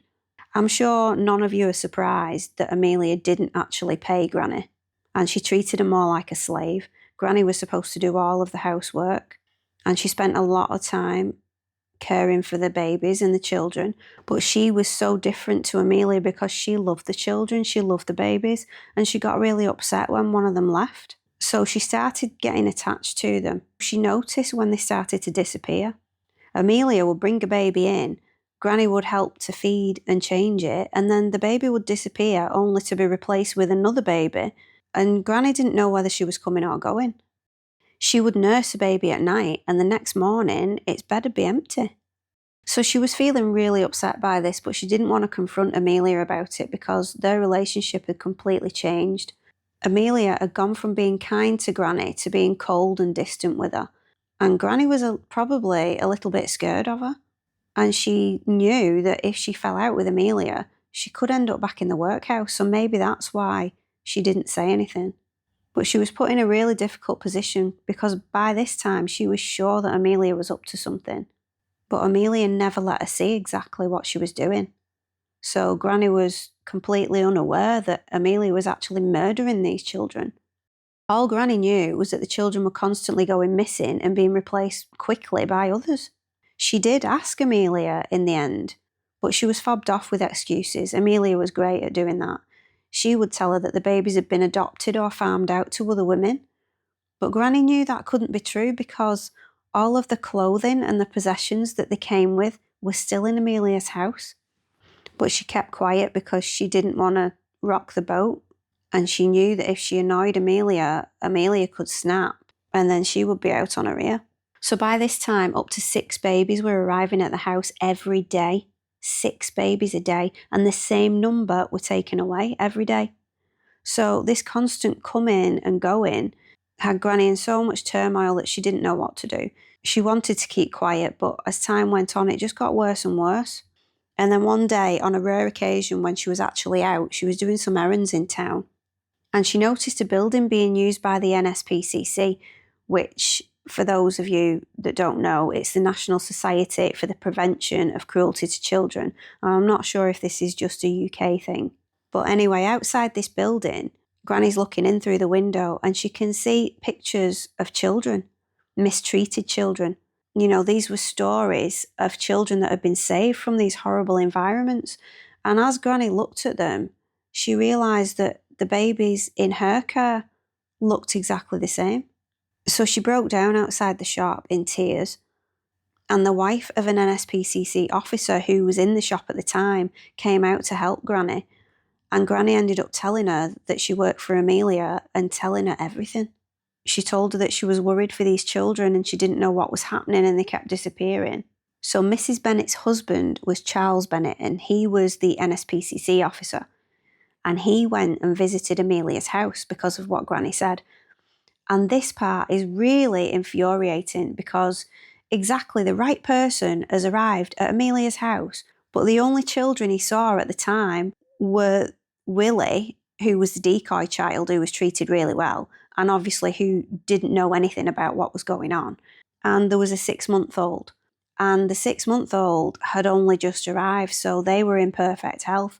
So the officer didn't have anything to go on. You know, there was nothing wrong. Amelia did tell him that her name wasn't really Mrs. Thomas, but Mrs. Dyer. And she said that she used this name because her husband mistreated her and she was trying to hide from him and she didn't want him to find her. So again, her lies came to her rescue. So unfortunately, Mr. Bennett seemed more interested in the fact that she hadn't registered a nursing business than what she did with the children. But this should have been enough to at least start an investigation, surely. Because under the name of Dyer, she'd already served time for the exact same crime she was committing again, breaking the law under the Infant Life Protection Act by not registering a business. So this should have raised alarm bells, but when Charles reported all this to his headquarters and the police, he was just told to keep her under observation, which they did. So we'll come back to this later, because in January 1896, the Palmers move house again. They're still in Willesden, but this time they move into 76 Mayo Road. This was around the same time Evelina Marmon, from the beginning of the story, gives birth to her daughter Doris. So towards the end of January, Amelia decides to adopt another decoy child, and she brings home 11-year-old Ellen Maud Oliver, who everyone calls Nellie. So now in Kensington Road, there are Amelia, Granny, Willie, Nellie, and a 3-month-old baby. Plus, Amelia's taken on a lodger, Mrs. Chandler, and she occupied one of the rooms with her 2 daughters. And there were also Amelia's pet cats, who we've not spoke about before, but it's reported these cats were treated better than anyone else in the house. They were given better quality food than any of the people or the children, and they even slept in Amelia's bed with her. So the house is pretty full, but the babies carry on coming and going. And since Amelia's arrival in Caversham, 5 or 6 months earlier, the bodies of babies have been found in the Thames, between 30 and 40 of them in total. Police are baffled as to where they're coming from. The parcels contain no clues and the Thames is huge. It's almost impossible to pinpoint where they were put into the water. It could have been many miles upstream. They were almost all newborn babies, but couldn't have been stillborn because their internal organs were fully formed at the time of the death. So police knew that these babies had been killed. So it had been a good few weeks since the NSPCC officer had visited Amelia's house, and Granny was still unsure as to what Amelia was up to, but she knew something wasn't right. She'd begun to notice a nasty smell in the house, and although it was being cleaned, the smell never went. Granny asked Amelia about it, but as usual, she was fobbed off. This time, though, she knew she was not imagining it because the lodger had also been complaining about it to Amelia. So when Granny was cleaning the kitchen, the smell was worse, so she started to have a look around the kitchen. She started opening all the cupboards, and in one of them, there was a strangely shaped parcel on a shelf, and this seemed to be where the smell was coming from. She didn't say anything else to Amelia, but she did notice that the next morning, Amelia was up earlier than usual and left the house saying she was going to the pawn shop with some clothing and carrying a parcel under her arm. So after she left, Granny went into the kitchen, opened the cupboard up, and she found that the parcel had gone and the cupboard had been recently scrubbed clean. But even though Amelia had done this, the smell was still there, and Granny and Mrs. Chandler would continue to complain about the smell all the way up to Amelia's arrest. So in March of 1896, Amelia's business is still going strong, and she's been in her line of work for over 25 years now. Let's just take a minute to think about the maths. So if Amelia adopted and killed 1 child a month over that time, that adds up to 300 children. So that's only 1 a month. And what were we saying earlier? That there were up to 6 children a day coming and going from Amelia's home. That is really scary because it could have been into the thousands of victims, maybe even the tens of thousands. I just can't imagine that. So what other serial killers do we know of with victims running into those kinds of numbers? It really does send a chill right down my spine. It's awful. So at the time, she's still taking laudanum, so she's been taking that for over 25 years as well. So after years and years of this opium addiction, could she be so numb that she just doesn't care about anything? But at this point, she's been baby farming for 25 years and she isn't slowing down, but she is starting to make mistakes. So it's around this time, on the 5th of March in 1896, Amelia adopts a baby girl called Helena Fry. And Helena's mother was a domestic servant who'd become pregnant after a relationship with her employer, who was a rich city merchant. and she paid Amelia £10 to adopt Mary. Then after this, Amelia begins writing to Evelina Marmon about baby Doris, and also Amelia Sargent, the guardian of a boy called Harry Simmons. So all three of these babies are important now. So Amelia met up with Mrs. Sargent on the 25th of March, who agreed to pay her to adopt Harry. So we are going to come back to these babies a little bit later on. So moving on now, on the 30th of March, Amelia leaves her home, yet again carrying a parcel under her arm, but this time would be different because, unknown to Amelia, she was being watched.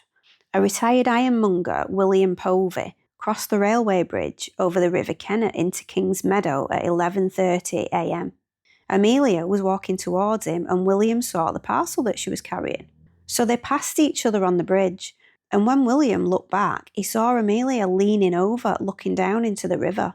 Now, I think we know what she was doing, but he didn't, and he walked a little further, but when he turned to watch her again, she turned away from the water, and then she turned towards it again, so William was worried that she was going to throw herself in. When she turned away again and was facing him, he noticed that the parcel had gone, and then Amelia walked off in the opposite direction. So William went on his way, no longer worried that she was going to throw herself into the river. But it would be the next month before he saw a photograph in the paper and realised who she was and how significant what he'd just seen would be. It was later on that day when bargeman Charles Humphreys and his mate noticed a parcel floating near them as they travelled along the Thames. They were only a few feet away from the shore at Caversham Weir, so they got out and were able to get hold of it. The parcel was wrapped in brown paper and tied with Markham twine. So Humphreys cut through the material when they got hold of the parcel, which wasn't completely wet, but he was horrified when he saw a baby's foot and part of a leg inside the parcel. He told his mate to stay with the parcel and he rushed to the nearest police station, returning with a constable who took the bundle straight to the mortuary. The body was that of a little girl who'd been around 6 to 12 months old, and when she was examined by Dr. William Maurice, it was confirmed that she'd been strangled. Her eyes were protruding and there was tape tied around her neck with a knot close to her left ear. Remember that? It was obvious that the body had been placed in the parcel long after it had started to decompose, so it would be very difficult to identify the child at this point. This parcel was unlike any of the others that had been found in the Thames so far, though, because inside this one there was a name and an address. Incredibly, the water hadn't soaked through it yet and it was still slightly legible. So when it was looked at more closely by Detective Constable Anderson, the paper had a Midland Railway stamp on it, bearing the date of the 24th of October 1895 and Bristol Temple Meads. The writing was a bit smudged, but Anderson was able to make out Mrs. Thomas of 26 Piggott's Road, Caversham. And we all know whose address that was. So the next day, Anderson travelled to the railway station in Reading and he showed the parcel wrappings to the clerk, asking him if he recognised anything about it. And incredibly, the clerk did remember it. Not only that, he also knew that the name Mrs. Thomas was fake, and he informed Anderson that the lady in question lived at 45 Kensington Road and her real name was actually Dyer, and Thomas was an alias. How he knew all this, we don't know, but if it wasn't for him, Amelia could have got away with everything. But because he remembered all this, it's thanks to him that she was caught. But this is where the case gets even more tragic, because Detective Constable Anderson, along with his colleague Sergeant James, visit the property at 45 Kensington Road, but Amelia isn't there. And that's because she's already left for London to collect two more children, Doris Marmon and Harry Simmons. They did speak to a neighbour who told them that Amelia had asked her for some string to tie up a parcel the day before, and this would turn out to be the same string found on the parcel that was found in the river. So Anderson gave orders for Sergeant James to make sure Amelia's house was watched so they knew when she came back. And meanwhile, they were putting a trap in place for her. Amelia returned from London on the 2nd of April, and the day after, police sent a woman to act as a decoy so they could lure Amelia in. Now, back then, there weren't any female police officers, so usually if they wanted to do sort of a sting operation like this, they would ask one of the officers' wives to do this. So the lady pretended to have a baby who she needed to have fostered, and she asked if Amelia would be able to do this for her. And to sweeten the deal, they offered a little bit more money. So Amelia fell for it, agreeing to meet with the woman later on where she'd hand over the baby. So the woman, instead of offering £10, she offered 50. So this would have been around £5,500 in today's money, and more than 3 times the yearly wage of a domestic servant at the time. So Amelia opened her door just before 3 p.m. after hearing the knock from Anderson and James, not the new client she was waiting for. She didn't have time to be in shock for long before she was arrested, the officers making a thorough search of 45 Kensington Road while she was remanded in custody. So Amelia's been arrested, but still in the house were Amelia's decoy children, Willie and Nellie, Granny Smith, and a 3-month-old baby, along with the lodger, Mrs. Chandler, and her 2 girls. So I'm not sure where they were when the search took place, but the officers went through everything, and they were astounded by what they found. The first thing they noticed, however, was that although the house looked clean, there was an awful smell. They mentioned this, and Mrs. Chandler, who was still there, told them she complained about it so many times, but Amelia always said that she couldn't smell anything. Now, because of their occupations and what they had to deal with on a daily basis, the officers knew that this was the smell of death, and they were convinced there must be a body in the house somewhere, and they started from the ground floor rooms and they worked their way up. They found a large amount of baby clothing, much more than would have been used by the one infant that was living there at the time, but that was only the tip of the iceberg. As they continued to search, they found 15 receipts from pawnbrokers for even more baby clothing, along with receipts for newspaper advertisements in many different towns and cities. Chillingly, they also found vaccination certificates for numerous children who obviously weren't there. But they didn't need to carry on looking for long before they found some answers, because they found piles and piles of letters. So these letters were from parents regarding adopting and fostering their children. They also found Amelia's sewing supplies, amongst which was the same type of tape that they'd found tied around that dead baby's neck. This was a very similar situation to the one in Fish Ponds when the officers looked through that house, but unfortunately the connection hadn't been made yet. So from reading the letters, it was thought that the body found in the river may have been that of Helena Fry, who Amelia adopted on the 5th of March that we spoke about earlier. And sadly, she'd been in the house for some time after her death, which would explain both the smell in the house and why she'd been found in such a decomposed state. It was suggested that Amelia may have kept her so that it would be more difficult for her to be identified and traced back to her. I wouldn't be surprised, as everything Amelia does seems to be in an effort to cover her tracks. So after they'd finished searching downstairs, they moved upstairs, and this is where the smell got worse.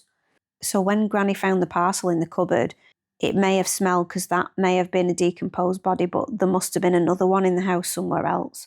So the officers noticed that the smell's coming from one of the bedrooms, which turned out to be Amelia's own room.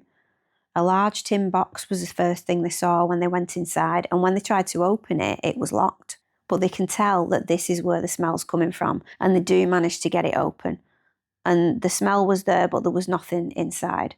They did examine it though, and from obviously their knowledge as police officers, they knew that there had recently been a body in there. So when she was asked about the smell by the police, Amelia told them it was just from some old clothing, trying to brush it off. But this tin box with the baby's body in it was in her bedroom, which was only a small room, so this really gets to me. She was sleeping with a dead baby pretty much next to her, probably for a couple of weeks. That just shows how cold and closed off she is from what she's doing. I mean, again, this could be explained by her opium addiction, but it's still awful. So we know that when the officers first tried to go to Amelia's house and she wasn't there, she was in London collecting baby Doris from Evelina Marmon at Gloucester railway station. But she wasn't the only baby she collected while she was there. The next day, on the 1st of April, she met Amelia Sargent, who handed over Harry Simmons. And we did briefly speak about Harry Simmons earlier, but basically, Harry was a child that Amelia Sargent had been looking after for her friend Lizzie Simmons, because Lizzie was a widow and she couldn't keep him because she had to work. So Mrs. Sargent already had 6 children of her own, and when Lizzie stopped paying her for Harry's upkeep, Mrs. Sargent had no choice but to have him adopted. She couldn't afford to pay for him as well. As with Evelina, Amelia Dyer had corresponded with Mrs. Sargent for a while, and she'd even met up with her on the 25th of March to speak to her in person about Harry's care. But she was calling herself Mrs. Harding. So that means that Amelia should have had 2 more children at her home, 4-month-old Doris and 13-month-old Harry. But where were they? After the case had gone to trial and all the evidence had been gathered, we can piece together what happened over those 2 days. So after saying goodbye to Evelina, Amelia is thought to have strangled Doris and placed her in the carpet bag she was carrying, because when she was helped off the train by a porter at Swindon, Amelia was alone, and this was when she caught another train to London. So there was a little bit of confusion about this, because later on, when Polly was testifying in court, she told another story that Amelia arrived at her house on the 31st of March with a baby who she said she was looking after for a neighbour. But that still could have been Doris. She still could have been dead, and you'll find out why later. Amelia had been acting very strangely during this visit to Polly. She was really secretive. She refused a bedroom, choosing to sleep on the couch downstairs. Now, Polly saw her shoving the carpet bag under this couch. And Polly told the court that she didn't see the baby again after that first day, but Amelia wouldn't talk about it. Now, this seems really weird to me. How could you have your mother come to stay and she's got a baby with her, and then in the morning the baby's nowhere to be seen and you just accept it? I can't get my head around that at all. Babies don't just disappear. So the next day, Amelia's obviously still at Polly's house, and she travels to Paddington railway station with Polly and her husband Arthur, where she meets Amelia Sargent and she collects Harry Simmons from her. So according to Polly, on the way home, Harry was fidgeting, and Amelia was aggravated by this, so she started shaking him. When they got back to the Palmer's house, Polly took her child to bed, leaving Amelia alone with Harry. And when Polly came back, he was lying on the couch wrapped in a shawl. Polly went over to look at him, but Amelia wouldn't let her near him, pushing her hands away, saying she would wake him up. So later on, Polly offered to make up a bottle for him, but Amelia told her to leave him alone, which again was very strange behaviour. Polly said that she kept looking, but Harry didn't move for the whole evening. And then around 7:30 p.m, the Palmers and Amelia went out, leaving Harry on the couch. And I'm assuming leaving their own child in bed, only coming back at 9 p.m. Who does that? Why would you go out in the evening and leave your children at home? But this was a different time. Maybe they just did that then. Again, I do find this really weird. But it wasn't the only strange thing. As they left, Amelia made them lock the door to the living room where Harry was, saying she didn't want anyone going in there. And then when everyone went to bed later on, Amelia again said that she wanted to sleep on the couch and refused a bed. So the next morning, Polly looked for Harry, but he'd also disappeared. And when she asked her mother, she said, "Don't worry about him." But later on, Polly noticed a package under the couch, which she told the court was the shape of a baby's head. Then when they were about to have lunch, Amelia asked Polly to get Arthur to bring her a brick, but Polly refused because the whole situation had made her suspicious. She's only getting suspicious now? However, Amelia went and got one herself from the Palmer's garden and pushed it under the couch next to the carpet bag. After taking her mother to the station, Polly also noticed that some of her sewing tape was missing.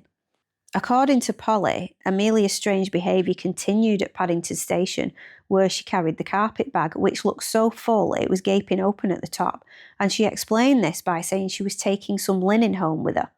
Where's she got this linen from? She was staying at Polly's house. Another thing that just doesn't make any sense. Arthur bought Amelia's ticket for the 9:15 p.m. train, and she entered an empty carriage, but another woman got in and Amelia quickly got up and moved to an empty one. Very suspicious. During Granny's testimony, she said that when Amelia got back home to Reading, she didn't have the carpet bag with her. From the way Polly explained Harry's stillness, it was likely that Amelia had already killed him and was just pretending while she was staying with Polly. The carpet bag she stuffed under the sofa probably had baby Doris inside. That must be, Doris was probably already dead when she arrived, and she'd shoved her into the bag, and then Harry must have been in the parcel. She must have been carrying both babies' bodies along with the brick that she took from Polly's house so that she could dump it somewhere on the way home, which would explain why the bag was so full and it was gaping at the top. I can't imagine that. You walk into the train station with your mum and she's got a carpet bag with 2 dead babies in it and a brick. After everything Polly noticed, I still don't get why she didn't realise what her mum was doing. 2 babies had disappeared from her own house, and then when her mum has a parcel under the couch, where she also puts a brick, that's not normal behaviour under any circumstances. So I'm not sure I believe that she wasn't in on it and part of her mother's business, and she was just saying all that at court to cover herself and make it seem like she didn't know what was going on. Either that or she's not the brightest tool in the box. My opinion is that she did know, and either she was in on it or she was so scared of her mother that she chose to ignore what she was doing, which, to be honest, Amelia must have been scary. She had no empathy or remorse for anyone but herself. Polly had seen her mother taken to the asylum on multiple occasions when she was acting crazy, and it's been said that Polly admitted that her mother even threatened to kill her. So maybe she was just glad that her mum was going home and she wouldn't have to be around her anymore. I also think that it might be a money thing. Amelia must have been making tons of money and Polly and Arthur didn't work, so maybe they were living off Amelia's money, so they had to be nice to her. So back to Amelia now, and she's just been arrested. So remember how she tried to end her life with laudanum when she was arrested the first time? Well, she's taken to the police station and she tries to do it again. She actually tried twice. She took one of the laces out of her boots and she tried to strangle herself with it. And she tied a knot in the lace near her ear, which was exactly what she'd done with the babies. But unfortunately for her, she got caught and the laces were taken off her. So on Saturday the 4th of April, Amelia appeared at Reading Police Court where she was charged with killing a child, although there was no clear evidence of the child's identity. Chief Constable Chewsley, who was in charge of the investigation, presented the evidence he had against her, including the details found on the parcel, the string borrowed from the neighbour, and the tape found on the baby's body. He also gave an account of the discovery of the parcel in the river. When asked by the magistrate if she had anything to say, Amelia said, "I do not know anything, it's all a mystery to me." So she's denying it. So the police were given a week to carry out further investigations, and they had a lot to do. They waded through the enormous amount of correspondence and vaccination records to try and locate the parents of the babies who'd been found. But this was almost impossible because Amelia and her clients and her intermediaries all used aliases to protect the privacy. So, nobody's name was real. They couldn't find any proper information. So while this was going on, Amelia was taken to Reading Prison and she was watched very closely by the matron so that she didn't attempt suicide again. 2 days later, on the 6th of April, 3 officers, Detective Constable Anderson, Sergeant James, and Constable Bartley of the Metropolitan Police, went to Polly and Arthur's home at 76 Mayo Road in Willesden. When they'd been reading through the letters found at Kensington Road, some of the correspondence had been between Amelia and Arthur, and I'm not certain of the details in those letters, but it was thought that they'd been working together and Arthur knew all about what Amelia was doing, including that she'd murdered the baby found in the Thames. It will come up later on at one of the hearings that Arthur went with Amelia to collect a child from Shepherd's Bush in January, which he tried to deny, but the child's mother testified that she recognised him because Amelia had introduced him as her nephew. He was also the one who had placed the adverts in the local papers and written to parents just like Amelia did when he and Polly were adopting children. Over the years, they'd taken in quite a few, not as many as Amelia, but some had died and the others couldn't be traced. So this sounds all too familiar, doesn't it? At a few points in time, they were all living together in the same house, so it would make sense that Arthur, who seemed to have no job, needed to make money, and his mother-in-law had an easy way of making it. There was also the case of little Queenie, who he abandoned, so it's clear the whole family have no morals or care about any of the children that they adopt. And if he wasn't involved, why would Amelia write to him and not write to her daughter? I'd love to know what was in those letters, but I couldn't find any information when I was doing the research. So anyway, back to the officers and the search in Polly and Arthur's house, and it was similar to what they found at Amelia's. There was a huge amount of baby clothing, And Polly kept bringing it down. She brought a massive box full of baby clothes in addition to what the officers had already found. They only had one 18-month-old child, so there was far too much for just him. And amongst these items with the clothes that had been worn, they found the fawn-coloured cloak that Doris had been wearing the day she went missing. Apparently, the Palmer's son had been wearing it. So on this same day, Amelia wrote a very important letter to Chief Constable Chewsley while she was in prison, telling him that Polly and Arthur had nothing to do with any of her crimes, and she asked that on the next hearing this information could be given to the magistrate. The letter, strangely for Amelia, was full of grammatical errors and spelling mistakes. This wasn't usual for Amelia. She was very skilled at correspondence. And another strange thing about this letter was that it was basically a confession, but Chewsley never brought it to the hearing or admitted that he had it, which the press attacked him for later. They said he was hiding evidence and caused unnecessary suffering to the prisoners. But to be honest, I don't blame him.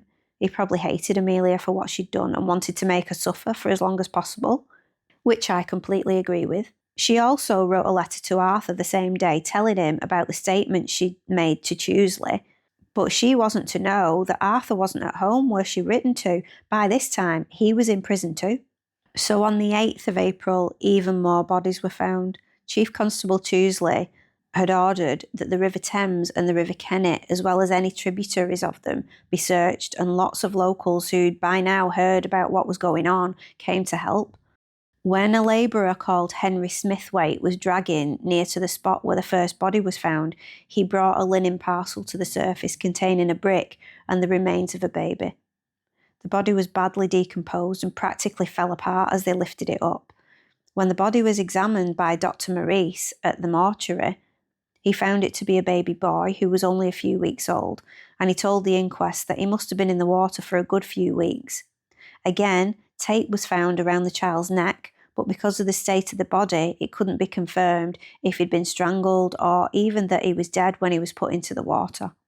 3 days after this body was found, the dragging produced another, this time a 9-month-old boy wrapped in sacking cloth.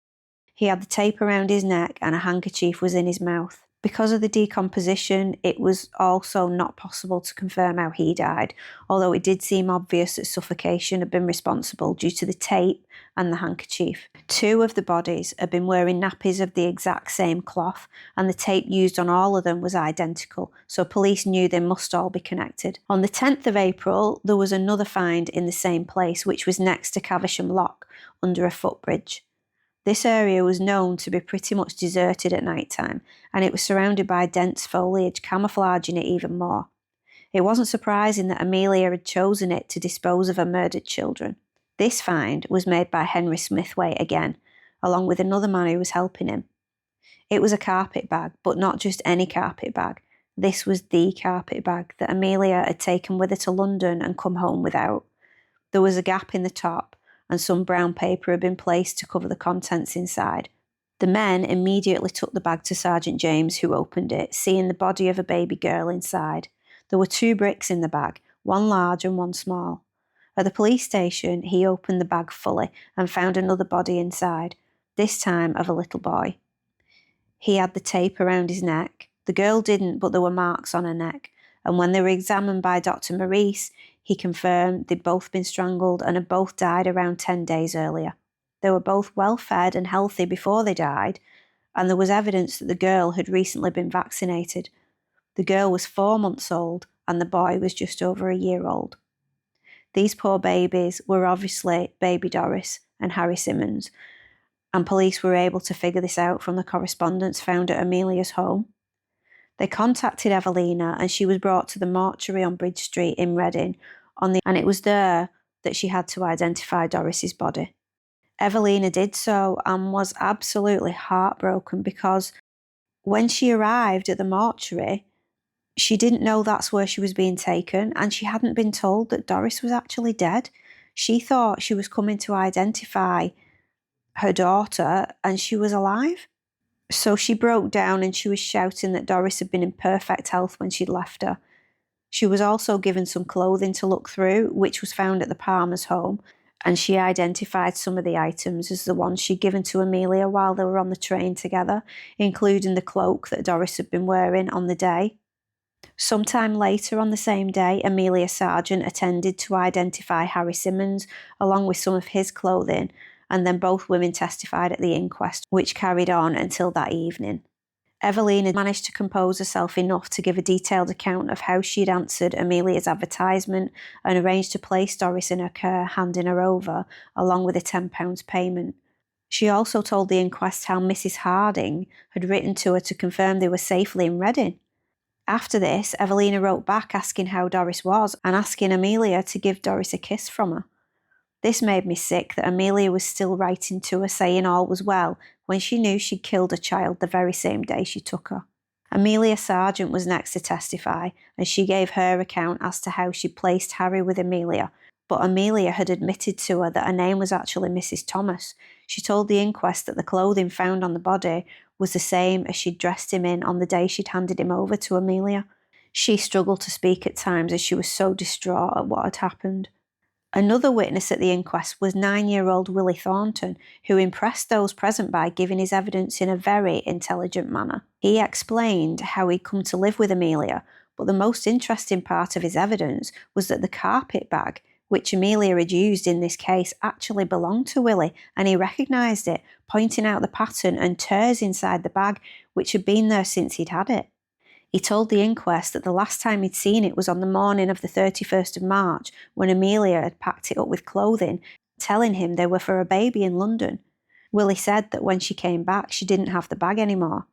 The coroner was especially impressed with Willie and told him that he was the best witness he'd had in his court for a long time.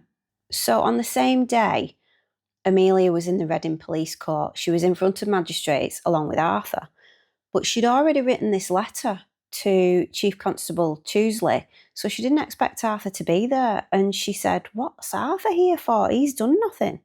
So she assumed that they would have read her confession and Polly and Arthur would have been dropped from everything, but obviously we know Choosley never handed it in. So they were both remanded for a week. The day after was when the witness William Povey came forward, and he told the police what he'd seen Amelia doing on the bridge that day. So the next hearing took place on the 18th of April 1896, and the police had managed to gather quite a bit of information since Amelia had been arrested. They were able to confirm that one of the bricks found in the carpet bag was from Amelia's home at Kensington Road, because it had come from the coal store.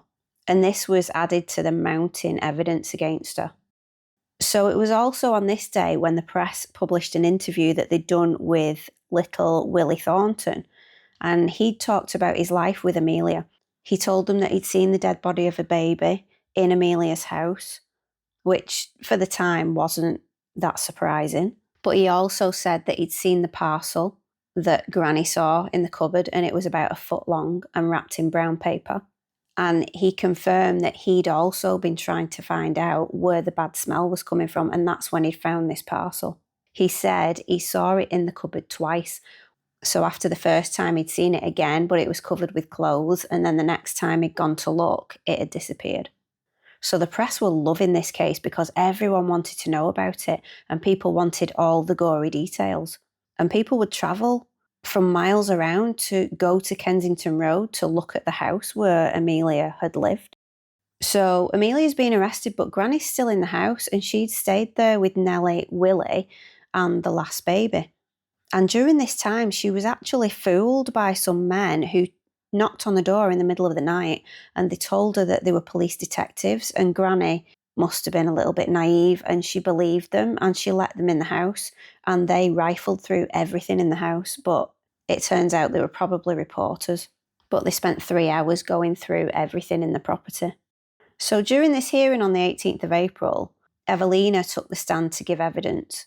And it was the same information that she'd given at the inquest, but she was having to relive it again. It was a lot for her to go through. She was standing in front of everyone telling them how she'd given birth to an illegitimate child. And this would have been, really hard for her. It would have been a huge blow to her sort of social status, because the press were recording everything that she said, and they knew her proper name. She couldn't use an alias in court, so they knew her name and they knew where she'd been living. But she was willing to go through that because she didn't want Amelia to get away with what she'd done.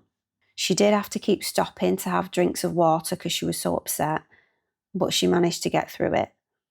She explained about how Amelia had lied about who she was and her reasons for wanting to adopt Doris. So earlier on that day, she and Amelia Sargent had both formally identified Amelia as the woman that they'd handed the children over to. They were both really upset to see her again, obviously knowing now who she was and what she'd done. Evelina was crying and said, "That's the dreadful woman to whom I handed my Doris." And Mrs. Sargent was really angry, and apparently she shouted, "That's the vile creature who had the little fellow." And she shouted this while she was pointing at Amelia with her umbrella. So at the hearing, Arthur was also there, and he caused a scene because he invited a man to ask him some questions during this hearing, and the magistrates at the time didn't realise that the man who was asking him questions was actually a reporter for the press. He was a journalist for one of the Sunday newspapers, and Arthur stood there proclaiming his innocence, saying that he was hateful towards Amelia after learning what she'd done, and that he and his wife had no idea what she was up to and had never taken any of her money, which I don't believe in the slightest. But he wouldn't have had to do this if Amelia's letters to the chief constable had been brought into court. So because they weren't, both prisoners were remanded in custody again until the next hearing. The day after this hearing, the local police in Devonport saw Arthur's portrait in the paper because of the hearing, and they recognised him and realised that he was the same man who was wanted for the abandonment of little Queenie Baker back in May. So the warrant for his arrest for that was sent to Reading after being reissued on the 20th of April. So we get to the 23rd of April and another infant's body is found in the Thames. And then on the 25th, Amelia and Arthur appear in court again, where they're again charged and remanded. So they go into these subsequent hearings every time some new evidence is brought up. So on the 30th of April, yet another body is brought up from the river. This was a baby girl around a year old, and she'd been submerged for about 5 months, just yards from where the carpet bag was found. Now, I know it might sound strange, why didn't they find all the parcels at once? But some of them had been disturbed and the bricks had fell out, and that's why they come to the surface. But also the Thames at this time was filthy. You couldn't see things in it. It was that dirty. So I know this can get confusing because there are a lot of babies being found in the river, but this one was a little girl and she had curly hair, and the clothing that was found with her were actually identified by Granny Smith because she remembered her. Remember, she was getting attached to these babies and she knew, what they looked like, and she knew what they'd arrived with and what clothing they had. So she'd been told by Amelia that this baby had been adopted in London and that her surname was Isaacs. So Granny had started calling the baby Little Ikey. And Granny brought some of this baby's clothing that she still had with her to court, including a piece of mackintosh from the cradle that she slept in. And another piece had been wrapped around the little girl's body before she was put into the water, so they could be matched up. And Granny told the court how she ran after Amelia when she left the house with her to give her a kiss because she got so attached to this little girl. The baby had only been in Amelia's home for around 3 months at the time. And Granny knew that she wouldn't be coming back, and she was right. She also told the court how little Ikey had been crying because she was teething, and she witnessed Amelia hitting her violently on her ear. Now we need to go back a little bit because this baby was with Amelia and Granny when they were at Piggott's Road because she'd been with them for 3 months. So they were living there with Polly and Arthur, and it was actually the child that they'd adopted and not called Isaacs, but it was Frances Jessie, and she was the illegitimate child of Elizabeth Goulding, who we briefly mentioned earlier on. So she was the one who was born out of wedlock because the mother had had a relationship with the rich merchant. So there were so many bodies turning up that Anderson and James actually invented a tool, a lot like a telescope, that could be used under the water. They had this prototype made and they called it the searchlight tube, and this allowed them to see underneath the water, and they did use it on the 30th of April, but by then there was only one more body to be found and it was already at the surface. This was a little boy around 10 months old, and he'd been submerged for about 4 months until the brick had fallen out of the parcel, allowing it to float to the surface. on the 1st of May 1896 was the adjourned inquest for the baby thought to be Frances Jessie, or baby Ike. And this was when Mary Ann Palmer, or Polly, took the stand for the first time. Granny Smith had told the police previously that Polly had been with Amelia when this child had been brought to Piggott's Road. So the police had been investigating the pawnbrokers' tickets that they found at both Amelia's home and Polly's, and they'd been able to recover most of the clothing related to them, which they hoped to match up with the missing children. This was the case at the hearing because Granny Smith recognised little Ike's hat. Now, Elizabeth Goulding, who was the mother, had read about the case in the papers, and she'd come forward to the police where she told them that the curly hair on the baby was identical to that of her baby. She told her story as a witness, which, like Evelina, was very brave of her because she was admitting that she was an unmarried mother in front of the magistrates and reporters, knowing that it would be spread all over the country and everyone would see that she'd had this baby out of wedlock. However, she explained how she paid Polly £10 for the adoption of Frances Jessie, handing her over at Gloucester train station on the 9th of September 1895. She was accompanied by her aunt, Mrs. Carter, who Polly had been writing to, telling her that they'd arrived home safely, and the two had sent many letters back and forth about the baby's progress. Some of these letters were produced as evidence in court. Elizabeth confirmed that some of the recovered clothing had been given to Polly with her baby, and she tearfully identified the lock of her baby's hair. Elizabeth was able to describe how Polly had told her she could visit her child after the adoption, but when she and her aunt tried to arrange this, Polly said that she couldn't have any visitors because of a housing situation. And then 2 weeks before Christmas, the letters from Polly stopped, and this was when her and Arthur moved out and separated from Amelia. Polly tried to say that she'd adopted the child for an actress who she'd once lived with and was claiming money from the father of her own baby who died, and she wanted to carry on claiming the money, so she needed to adopt another child. Polly said that she hadn't told Elizabeth Goulding or Mrs. Carter this in case the actress's husband found out. Polly was asked if she knew where the child was now, and she said she would try to find out. But unfortunately, because the baby found in the river was so decomposed, it was impossible to tell if this was Frances Jessie or not. The outcome of this was that Amelia was charged again with murder. Polly was charged as an accessory before the fact, and she was taken to Reading Prison, and now that's where all three family members were remanded. So on the 2nd of May 1896, it was the final hearing in this case, during which Arthur was discharged due to lack of evidence against him. However, as he walked out of the box, he was arrested again by Chief Chewsley for the abandonment of Queenie Baker in Devonport. He was transferred there for his trial, before which he exclaimed that he was innocent because he'd never even been to the town. Amelia was obviously at the hearing, and she was now represented by a barrister, and he objected to her letters to the chief and to Arthur being read out in court, but they were anyway. And the matron at Reading Prison talked about them, as well as Amelia talking to herself. But despite this, Amelia's mental health was not discussed. She cried when the letters were read, and even more when Polly was questioned as a witness. So this was the first time during these proceedings that she'd shown any remorse or any emotion whatsoever. So obviously she did have feelings for her own daughter. Polly recounted everything that had happened when her mother came to visit on the 31st of March, just after the adoption of the two babies, Doris Marmon and then Harry Simmons, the next day. After this, she was returned to prison, and Amelia was formally charged with their murders, and the date was set for a trial at the Old Bailey. Polly was also sent back to await her own trial. So Arthur had his abandonment trial on the 4th of May in Devonport, where Mrs. Barber identified him as a tenant and explained how she'd seen the unkind treatment of little Queenie.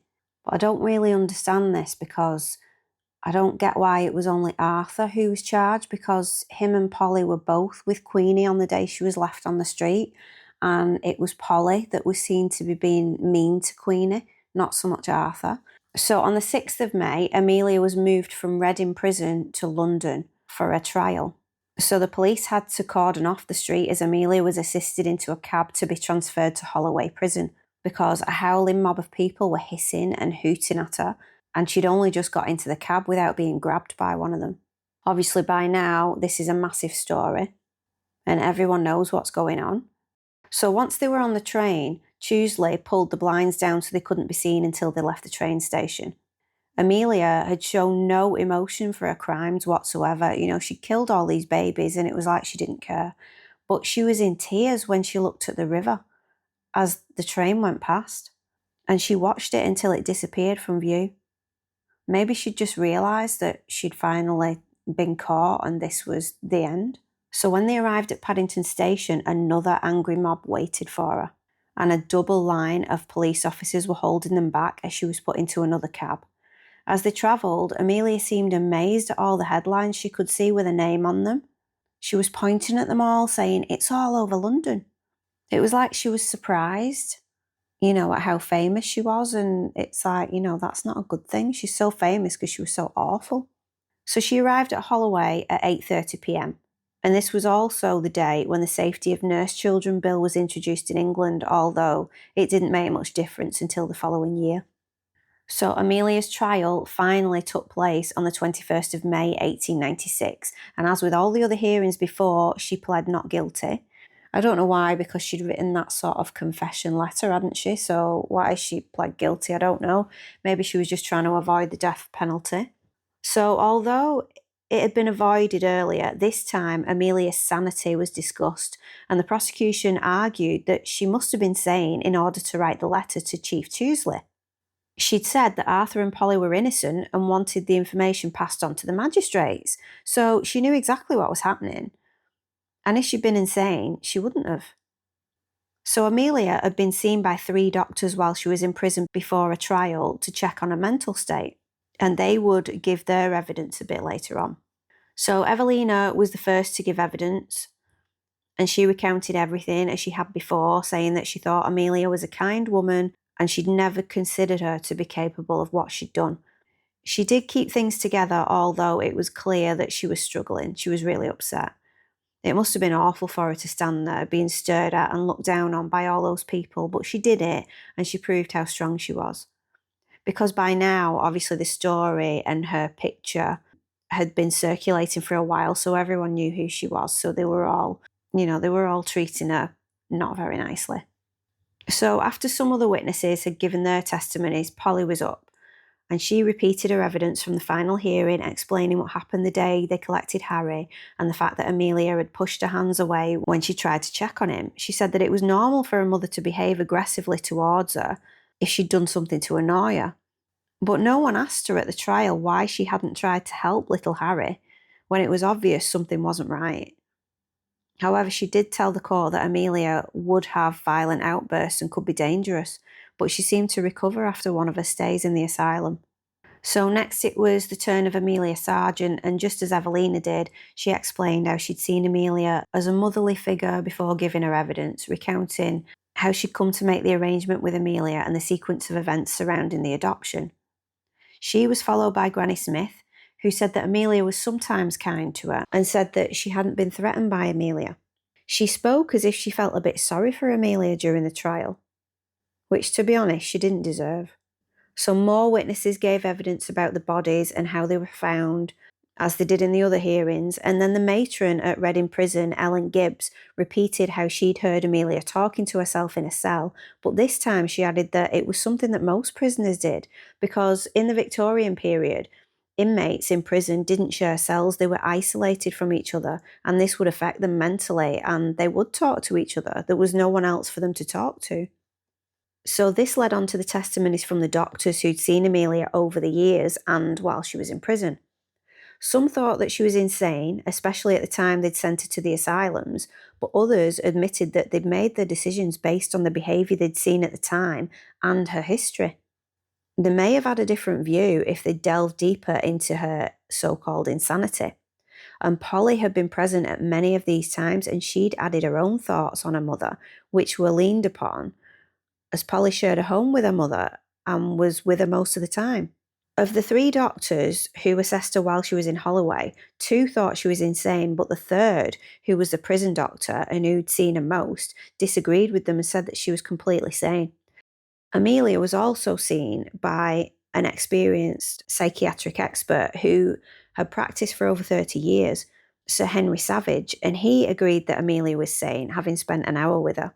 So his decision was obviously very much respected.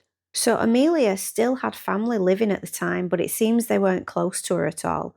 There was only one of her relatives that we know of to be there on the day of her trial. This was James Hobley, who was 67 years old at the time, and he was Amelia's brother.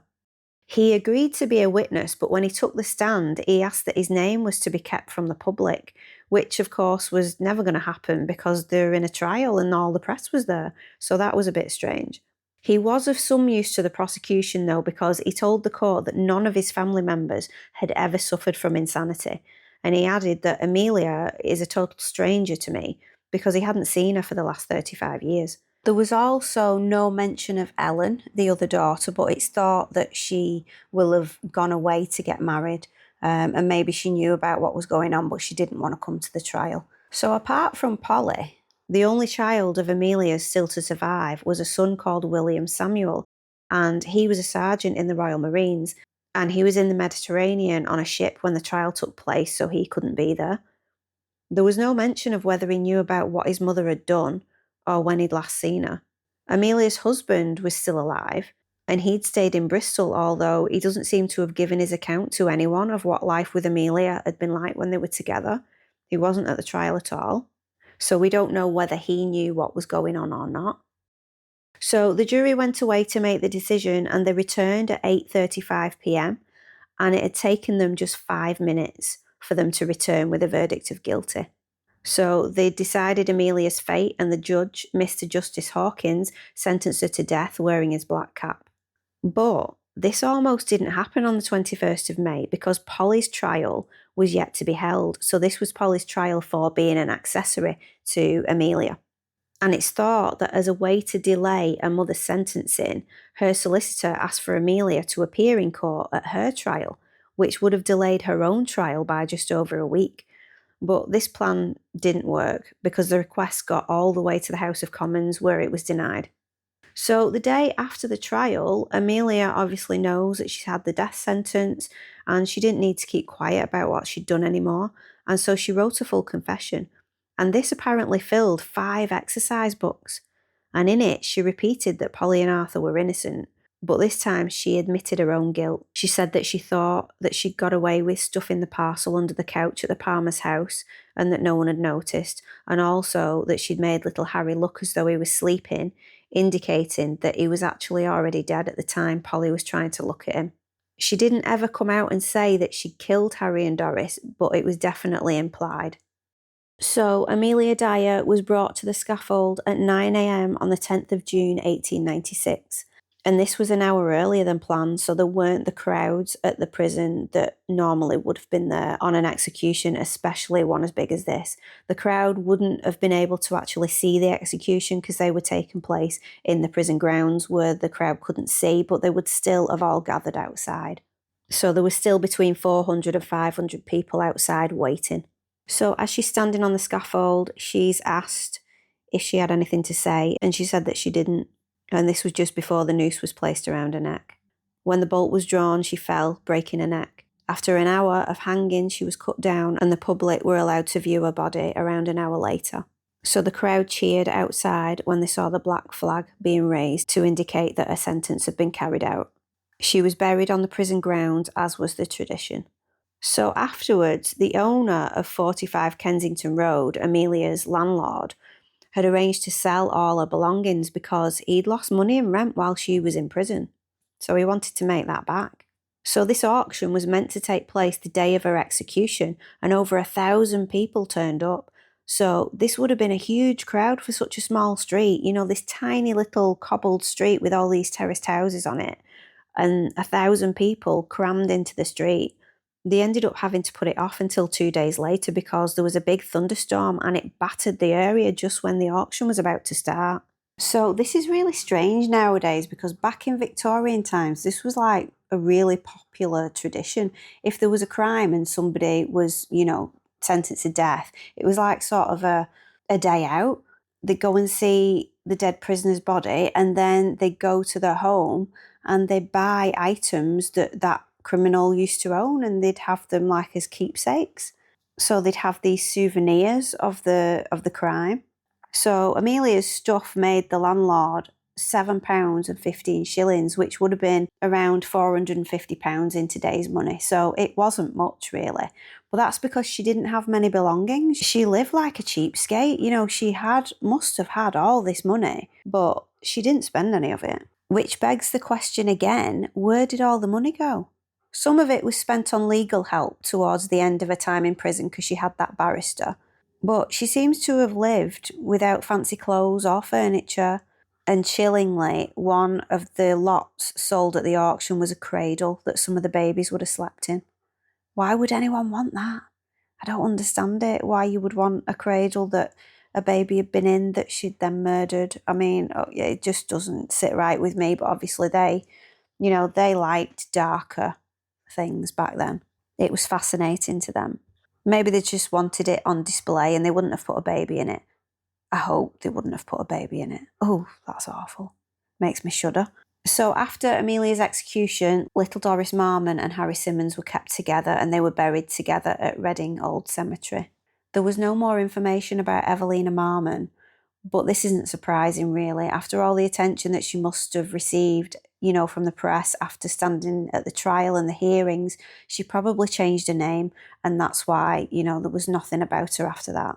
So I hope that she did change her name and she moved on and she was able to carry on with her life. I hope that she got married and she had more children and she was able to have a nice, happy life, even though she would never forget Doris. So Granny Smith had cared for the remaining children while Amelia was in prison, but afterwards, obviously the landlord took his house back. There was nowhere for Granny to go. The children were moved on. Willie Thornton went back to his birth mother and Nellie, Oliver's mother, was found so that she could find a place for her.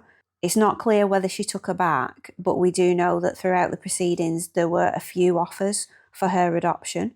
So she must have gone somewhere. And sadly, Granny ended up being sent back to the workhouse. There just wasn't anywhere else for her to go. So after spending all that time and effort trying to avoid it, that's exactly where she ended up. So as for the Palmers, we know that Arthur was sent to prison after his trial for abandoning Queenie Baker. But on the 18th of June, it was Polly's turn. She'd been charged in connection with the death of Elizabeth Goulding's daughter, Frances Jessie. She did attend the trial, but it was thrown out of court because, although the authorities thought this was one of the babies found in the river, Frances Jessie had never been formally identified because the baby's body that they found was too badly decomposed, so they didn't know if it was definitely her. But this isn't the last that we've heard of Polly and Arthur. So we already know that when Amelia was alive, the Palmers were also adopting children, although not as many as Amelia. Well, the investigators could never trace any of the children, and we know that there was a huge amount of baby clothing found at their house, so they had an inkling that they were doing the same as Amelia. But there was never enough evidence to prove it, which is so infuriating. But we know that they abandoned Queenie.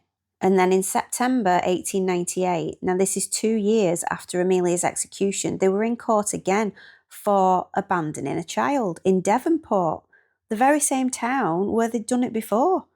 And I've said before that Polly wasn't the sharpest tool in the box. She can't have been. Why would they do it again in exactly the same place? But they did.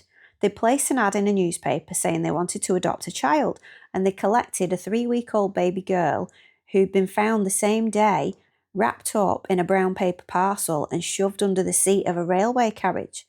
Thankfully, it seems as though they went as far to have had a child in their possession, but they weren't able to actually kill her like Amelia would have done.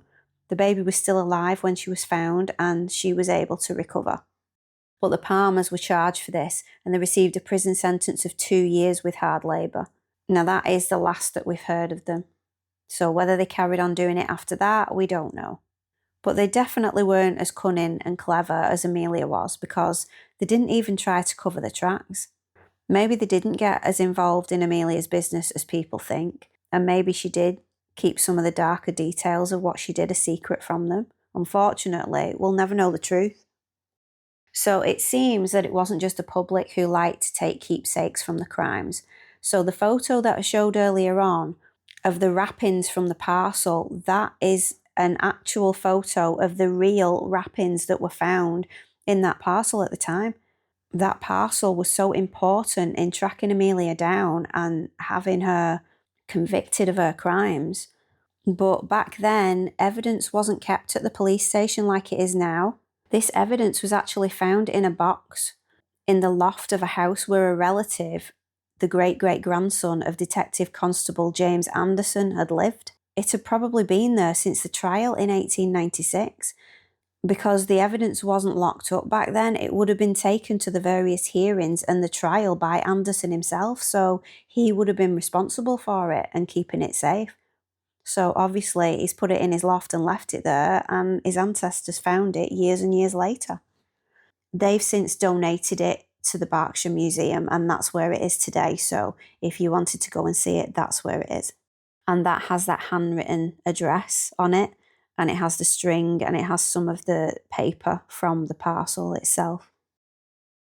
And that's all I have on the vile crimes of Amelia Dyer and the baby farm murders.